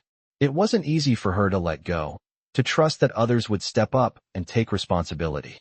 She had been in charge for so long, had taken on so much, that the idea of stepping back was difficult. "I know you're right," she said finally, looking back at me. I don't want to let anyone down. This project is my life now. It means everything to me." I nodded, understanding exactly where she was coming from. The project wasn't just about bikes anymore. It was about giving kids a chance, about creating something that could change their lives, just like it had changed hers. She had poured her heart into it, and I could see why she felt like it was all on her shoulders. Maya, you've already made a difference, I said softly. You've already changed so many lives. And you'll continue to do that. But you can't keep pushing yourself this hard. Take a step back when you need to. Let the kids help. Let the community help. That's what you've built. You're not alone in this anymore. Maya looked up at me, her eyes softening. I'll try, she said, her voice quiet but filled with a new sense of understanding. I'll try to let go. It's just hard. But you're right. I can't do it all. I smiled, knowing that this was the turning point she needed. Maya was learning to trust others, to let herself rest, and to accept that the strength of the community was just as important as her own. And that was the key to everything. She had learned to lead by example, not just by doing everything herself, but by empowering others to take part in the journey. The next few weeks were a turning point for Maya. She started delegating more, trusting the people around her to help carry the load. She was still the heart of the project, still the one who inspired everyone, but she no longer felt the need to do it all alone. And that made all the difference. The kids, the parents, the volunteers, they stepped up in ways that surprised her. Maya was finally able to breathe a little easier, knowing that the project she had started was going to continue to grow and thrive, even if she wasn't the one holding it all together. The shop continued to be a hub for the community, a place where kids could come, learn, and give back. And Maya, well, she had found her balance. She was still the leader, still the heart of everything, but now she knew how to share the responsibility. She had learned to trust, to let go, and most importantly, to take care of herself. And as I watched her work with the kids one afternoon, her smile a little more relaxed than it had been before, I realized something important. The true strength of the project wasn't just in the bikes they repaired or the lessons they taught. It was in the community they had built together. Maya had done something remarkable. She had created a place where people didn't just fix bikes, they fixed each other. And in doing so, she had created something that would last far beyond her own efforts. Maya had found her place in the world, and now, she was helping others find theirs. I watched Maya as she stood at the front of the room, her voice steady and confident as she spoke to the group of kids and volunteers who had gathered for the next project. There was a certain calmness about her now, a peace that hadn't been there before. The pressure of doing it all herself, of carrying the weight of the world on her shoulders, was gone. She had learned to share the load, to trust those around her. And in doing so, she had found something even more powerful than independence. She had found true leadership. The kids were listening intently, their eyes on her as she spoke, and I could see the respect in their expressions. Maya had become more than just someone who fixed bikes. She had become a symbol of hope, of what was possible when you dared to believe in yourself and in others. She was leading them, but she was also showing them that leadership wasn't just about giving orders. It was about empowering others to find their own strength, to rise up and take ownership of their futures. It was a lesson I hadn't realized I needed until I saw her teaching it. But even as I watched her, something in the back of my mind told me this was just the beginning. Maya's journey was far from over, and so much had yet to unfold. After the session, Maya walked over to me, her face glowing with the kind of satisfaction that only comes from doing something meaningful. She had been talking about the next steps for the project, how they could expand, reach more kids, and create more opportunities for the community. But even with all the success, there was still a part of her that seemed restless, as if there was something more she needed to do. As we walked out of the room together, I could tell she was deep in thought. "You're thinking about something, aren't you?" I asked, watching her closely. Maya smiled, but it was a thoughtful smile, the kind that told me she was processing something much deeper. "I just keep thinking about how far we've come, and about everything that still needs to be done," she said, her voice quiet but determined. "I've learned so much, but I want to make sure this project can stand on its own. I don't want it to be just about me anymore. I want it to be about the kids, about them having a place to go, to learn, to grow." She paused, looking out the window as if envisioning the future. "I want to make sure that this isn't just another short-term thing. I want it to last." Her words resonated with me more than I expected. She was right. The project had started as something small, something born out of necessity, but it had grown into something much bigger. Maya had built it, but she was right. This wasn't just about her. It was about the kids, the community, and the future they were all shaping together. I could see the weight of that responsibility settling on her shoulders, but it was a responsibility she was ready to take on. She wasn't just dreaming big. She was planning for something that could change lives, something that could continue long after she had moved on to other things. "You're already doing it, Maya," I said, my voice firm. "You've built a foundation here, and what you're talking about is exactly what we need to focus on. It's not just about keeping things going. It's about building something that will continue to grow, that will stand the test of time. And you don't have to do it alone. You've already created a community that will help you make it happen." She turned to me, a smile playing on her lips as if she was already seeing it all unfold. "Yeah," she said, her voice full of quiet confidence. "I guess I've been so focused on making sure everything works that I didn't realize we've already started something bigger than any of us. It's not just my project. It's all of ours." And in that moment, I knew she had it. The clarity, the vision that only someone who truly believed in what they were doing could have. Maya wasn't just a leader. She was a force, someone who could inspire change, who could rally people together for a cause. I had watched her grow, and now I was seeing the full scope of what she could accomplish. It was humbling to see how much she had learned, how much she had given, and how much she was still ready to give. In the weeks that followed, Maya continued to push forward with her plans for the project. She worked closely with the community, reaching out to local organizations and businesses to create partnerships that would help support the project long-term. There were many obstacles along the way, as there always are when you try to build something from the ground up, but Maya never wavered.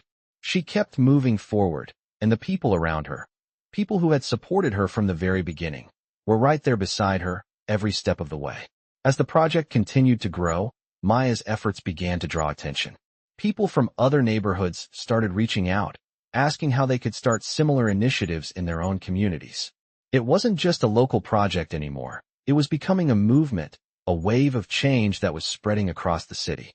And through it all, Maya remained the heart of it. She didn't let the attention get to her head. She kept her focus on the mission, to provide opportunities for the kids in the community, to give them a chance to learn, to grow, to become leaders themselves. One evening, after another successful community event, Maya and I sat together in the shop, watching as the kids cleaned up and prepared to go home. It had been a long day, but there was a contentment in the air, a sense of accomplishment that we both felt. Maya looked at me, her eyes tired but satisfied. "I can't believe how much we've accomplished," she said, her voice full of awe. "This is more than I ever dreamed of when I first started, but I know we can do even more." I smiled, feeling that familiar sense of pride and gratitude for everything she had achieved. "You've already done more than most people could ever hope for, Maya," I said. "You've built something that will last, and you've made a real difference in so many lives. And the best part is, you're just getting started." Maya nodded, her smile growing as she turned back to the kids, who were now gathered at the door, ready to head home. "Yeah, I guess I am," she said, her voice filled with quiet confidence. "And I can't wait to see what's next." And I knew, whatever came next, Maya would be ready. Because she wasn't just leading a project, she was leading a movement. She was the one who was going to change lives, not just for today, but for the future. She had found her purpose, and there was nothing that could stop her now. I watched Maya as she stood outside, looking out at the shop, her arms folded across her chest. It had been months since we confronted Richard Belmont, and since then, Maya had only grown stronger. She had taken the lessons she had learned and applied them to every aspect of her life. The project was thriving, the kids were learning, and the community was stronger than ever. But there was a part of Maya that I knew was still working, still thinking about what was next. She was never satisfied with just success. She was always thinking about the future, always looking for ways to expand, to reach more people. It was what had made her a leader, but it was also what kept her awake at night. I could see it now. Her gaze was distant, like she was thinking about something big, something that was just out of reach. I walked up beside her, standing quietly for a moment, waiting for her to speak. "I've been thinking," Maya said finally, her voice soft but purposeful, "about what's next for the project, about what I can do to make sure it lasts. We've come so far, but it feels like we're just getting started." I want to make sure that this is something that continues after I'm not around to keep pushing it forward. I want it to be something bigger, something that can help even more kids. But I'm not sure how to get there. I could hear the uncertainty in her voice, but I also heard something else, an excitement, a spark of inspiration. She had always been driven, but now, it seemed like she was seeing something bigger than herself. You're thinking about the future, I said, nodding. About how to make sure everything you've built doesn't fall apart. But Maya, you've already created something that matters. The work you're doing here, with the kids and the community, that's what will last. It's not just about the project itself. It's about the impact you've had on people. The change you've sparked. That's what will carry on, even when the project grows or changes. Maya smiled a little, but there was still that thoughtful look on her face, like she wasn't quite satisfied yet. I know, she said, but I want more. I want to make sure the next generation of kids have the same opportunities. I want to set up something that will help them no matter where they are, even if it's not just about bikes. I want to help them find their own way, like I found mine. There it was, the heart of the idea. It wasn't just about fixing bikes or running a community project. Maya had always wanted to help others find their own path, to teach them the skills and confidence they needed to succeed. She wasn't just building a program. She was building a legacy. You've got the right mindset, I said, looking at her with a proud smile. You're not just thinking about what's happening now. You're thinking about how to help the next wave of kids, how to create something that will help them find their own way. And that's exactly what you need to be focusing on. You've already created the foundation. Now, it's about taking it further, reaching more people, and making sure it's sustainable. Maya nodded, her eyes lighting up as she thought about what I said. I could see that spark of excitement grow inside her. She wasn't just thinking about the kids in her program anymore. She was thinking about the future, about the broader impact of her work. I need to start thinking about partnerships, Maya said, more to herself than to me. I need to connect with organizations that can help scale what we're doing here. Maybe we could partner with schools, or local businesses, or even other community groups that share the same vision. Her voice gained strength as she spoke, and I could see that this was the direction she was going to take. She wasn't just content with what she had achieved so far. She wanted to expand, to make the project even more impactful. That sounds like a great plan, I said. But don't forget to stay grounded. Remember why you started this in the first place. It's not about making everything bigger. It's about making sure that everything you've built stays true to your values. It's about helping kids and teaching them not just how to fix bikes, but how to find their own strength. That's the core of what you're doing, and that's what will make it last. Maya looked at me, her face softening. She knew I was right. She had built this project on the foundation of community, of helping others, of believing in something bigger than herself. She had never been about fame or success. She had always been about making a difference. I won't forget, she said with a smile. I promise. This is just the beginning, though. I want to help even more kids, give them the same chance I had. But I need to make sure we can keep going. I want to turn this into something that will last, something that will help kids everywhere. I nodded, feeling the same sense of pride I always felt when she spoke like this. She had come so far, and yet, there was no stopping her now. She was driven, but she was also focused on making sure everything she did was meaningful. I knew that, whatever came next, Maya was ready for it. As the weeks passed, Maya started putting her plan into action. She reached out to local organizations, schools, and businesses, presenting her vision for a larger-scale initiative that could provide opportunities for more kids in the community. Her passion was infectious, and soon, she had people on board, willing to help and support the next steps. Maya was no longer just a girl with an idea. She was becoming the driving force behind a movement, one that would continue to grow and change the lives of kids who, like her, had never been given the opportunities they deserved. The work was challenging. There were meetings to attend, proposals to write, and countless details to manage. But Maya thrived in the chaos. She had always been able to see the big picture, but now, she was learning to focus on the details that would make everything run smoothly. And she wasn't doing it alone. She had a team of people who believed in her, in the vision she had created, and in the future she was building. Slowly but surely, Maya's dream was becoming a reality. It wasn't going to happen overnight, but with every step she took, I could see the impact she was making. It was the kind of change that wasn't just about one person's success. It was about creating a lasting ripple effect that would reach beyond what any of us could see. And so, as the project continued to expand and Maya's vision grew, I knew that the future was bright. Maya had learned so much, and she was just getting started. Her work wasn't finished. It had only just begun. And as I watched her lead the way, I couldn't help but think about the difference she was already making. She was no longer just fixing bikes. She was fixing lives. I stood at the edge of the community center, watching the hustle and bustle as Maya worked with the volunteers, organizing the latest event for the kids in the program. There was an energy in the air that I hadn't seen before, a sense of purpose and excitement that rippled through every corner of the space. Maya had done it. She had built something real, something that would keep growing, keep helping, even long after she was gone. But as I watched her, I couldn't help but feel a tug at my heart. She had come so far from the quiet girl who had walked into my shop asking for help.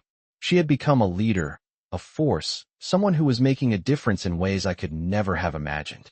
Yet, even as she thrived, there was still a part of her that was unsure, that still questioned whether she was doing enough. I could see it in the way she worked, in the way she was always moving forward, always pushing for more.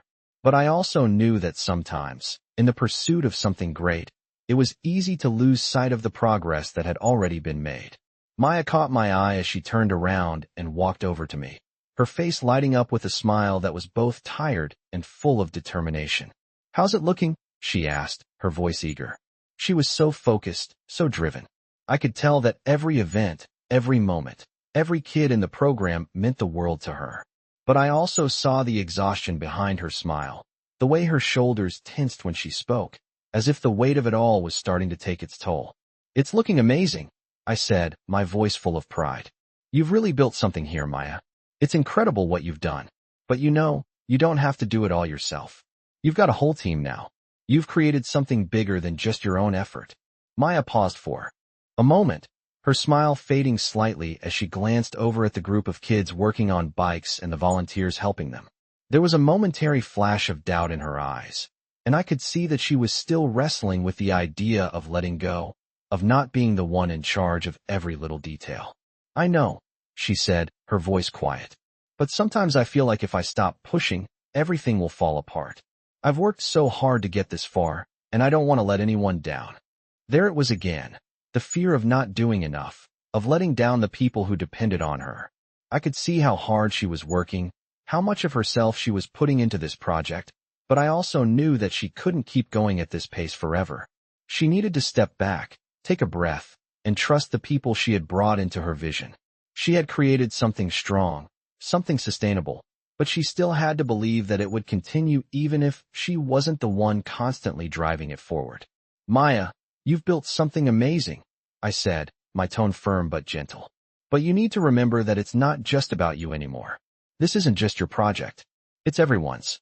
The kids, the volunteers, the community, they're all a part of this now. You've created something bigger than yourself, and that's the key to its success. But it only works if you trust them to take on some of the responsibility." She looked at me, her brow furrowed, as if processing the words, the weight of what I was saying. I knew she wanted to trust others, but it was hard for her. She had been the one holding it all together for so long, it was hard to let go. "I know," she said after a beat, her voice softer. "It's just hard to step back. I feel like if I don't keep pushing, everything will fall apart." I could hear the hesitation in her words, but there was something else there too, an understanding that maybe, just maybe, it was time to give herself the space she needed to breathe. "Maya, you've already done the hard part. You've built this, you've made it happen, and you're still the heart of it all. But it's okay to take a step back and let others help carry the load. You're not alone in this anymore. You've created a team of people who believe in you and in the project. You've shown them what's possible, and now it's time to let them take on more." That's what leadership is all about. It's not about doing everything yourself. It's about empowering others to step up and contribute. Maya looked at me, her expression thoughtful, the weight of my words sinking in. She was still processing it, still coming to terms with the idea that she didn't have to do it all alone. But I could see that she was beginning to accept it. "I guess I've been afraid that if I let go, it won't be the same. But I see what you mean," Maya said slowly, the understanding starting to take root in her. "I've spent so much time trying to make sure everything is perfect, But maybe the perfection isn't in doing it all myself. Maybe it's in letting others be part of this too. Her words were a breakthrough, and I could see the shift happening in her. The realization that the project could continue to thrive even if she wasn't the one leading every step of the way. Exactly, I said, smiling. You've already created something extraordinary. And now, it's time to let it grow, to let it evolve into something even bigger. You've inspired people to believe in this, Maya.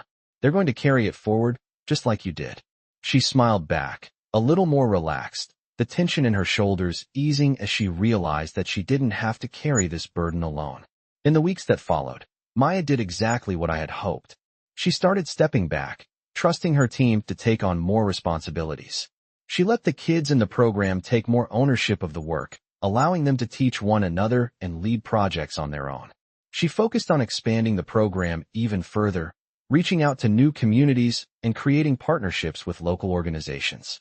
As she let go of the reins, she saw that the project didn't just survive, it thrived.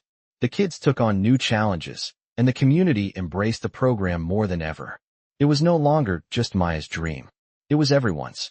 And for the first time in a long time, Maya allowed herself to rest, to step back and enjoy the success she had worked so hard to create. She didn't need to be everything for everyone. She had already given more than enough. And now, she was finally able to see that the success of the project wasn't just about her. It was about the community that had come together because of her. And that, in the end, was the most fulfilling thing of all. Maya had built something incredible, and now she was watching it grow into something even bigger than she had ever imagined. And as I stood by her side, watching the kids repair bikes, laughing together, I realized that she had given them the most important thing of all, the belief that they could build something of their own. And in that moment, I knew that Maya's legacy wasn't just about the project she had started. It was about the people she had inspired to keep going, to keep building, to keep believing. As I watched Maya from the doorway of the workshop, surrounded by kids and volunteers, I couldn't help but think about how far she had come. The girl who had walked into my shop all those months ago, unsure of herself and her place in the world, had transformed into a confident leader, a beacon of hope and strength for her community. The project that had started as a simple way to teach kids how to fix bikes had blossomed into something far bigger than any of us had ever imagined. It wasn't just about fixing bikes anymore. It was about empowering young people, building a sense of belonging, and providing opportunities for those who needed them most. The ripple effect that Maya had created was profound. People who had once felt invisible were now standing up, speaking out, and taking action. The community had come together in a way that I hadn't seen in years, and it was all because of Maya's unwavering belief in what was possible. She had taught them that their voices mattered, that they could make a difference, no matter where they came from or what they had been through. But even as I stood there, watching the workshop come to life, I could see that Maya wasn't done. She was still driven, still hungry for more, still focused on what was next. The kids were learning how to fix bikes, but they were also learning how to lead, how to believe in themselves. Maya wasn't just teaching them technical skills. She was teaching them life skills, the kind of lessons that would serve them for years to come. And as much as she had given to others, I knew there was still so much more she could offer. The idea of expanding the project, of reaching even more people, had never been far from her mind. I could see it in the way she spoke about the future, the way she was always planning ahead, always thinking about what came next. "I've been thinking," Maya said one evening, as we sat down after another successful event, "about taking this project further, about how we can reach even more kids, not just in our community, but in other neighborhoods too. We've made a difference here, but I want to make sure this doesn't stop with us." I looked at her, smiling, knowing exactly what she meant. She wasn't just thinking about the project anymore. She was thinking about a movement, a larger shift, a way to create change on a bigger scale. "What do you have in mind?" I asked, leaning in to listen. Her eyes lit up as she spoke. "I want to create a network of community centers," she said, her voice filled with excitement. "Places where kids can come, learn not just how to fix bikes, but how to build something for themselves, how to take care of their community. I want to reach kids who don't have the same opportunities we do. I want to help them find their way, like I did." Her words hit me with a sense of clarity. This wasn't just about bikes anymore. This was about giving young people a chance to be something more, to build the skills and confidence they needed to succeed in life. It wasn't a small dream. Maya was talking about creating a network of spaces, programs, and opportunities that would provide support, education, and empowerment to kids across the city. I could see how much it meant to her, how deeply she believed in the potential of the kids she was working with. And I knew, without a doubt, that she was the right person to lead this movement. "It's going to take time, Maya," I said, watching her closely. "It's a huge undertaking, but you're already doing it. You've already built the foundation. You've got the community behind you, and you've got the drive to make it happen. We can start small and then grow from there." She smiled, the excitement in her eyes growing. "I know it won't happen overnight," she said, "but I believe we can do it. And we have to try. We have to do everything we can to give these kids the chance they deserve." Her conviction was inspiring, and I could see that she wasn't going to stop until her vision became a reality. In the months that followed, we began working on Maya's plan. It wasn't easy. There were hurdles to overcome, setbacks to deal with, and plenty of moments when it felt like the weight of everything was too much to bear. But Maya kept pushing forward, fueled by the belief that this was the right thing to do. We started small, opening new workshops in different parts of the city, reaching out to schools, community organizations, and local businesses. The response was overwhelming. People wanted to be part of something bigger than themselves. They saw the value in Maya's vision, in the impact it was having on the kids and the community. The network of community centers began to take shape, slowly at first, but with each new step, it grew stronger. As the project expanded, I could see the difference it was making in the kids' lives. They weren't just learning how to fix bikes. They were learning about teamwork, responsibility, and the power of giving back.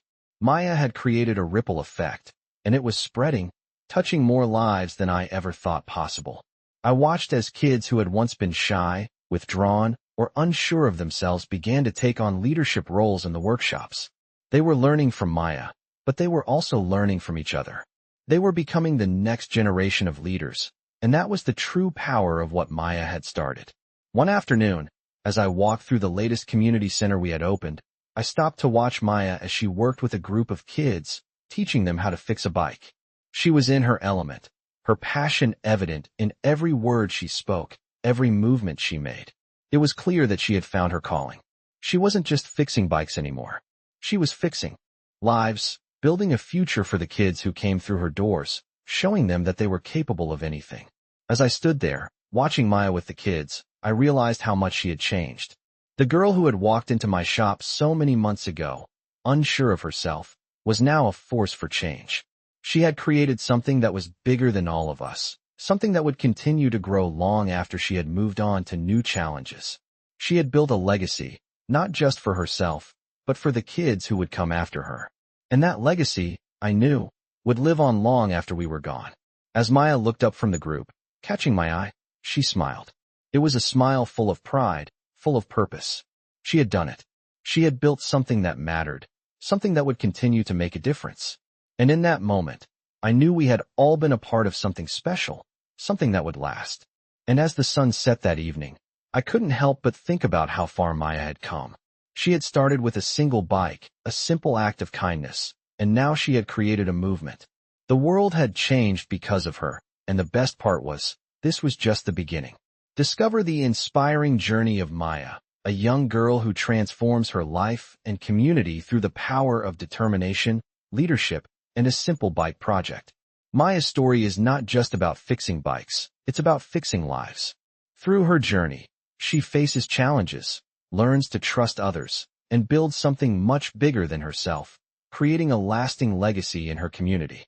In the process, Maya becomes a symbol of strength, resilience, and empowerment, proving that even small acts of kindness can lead to powerful, life-changing results.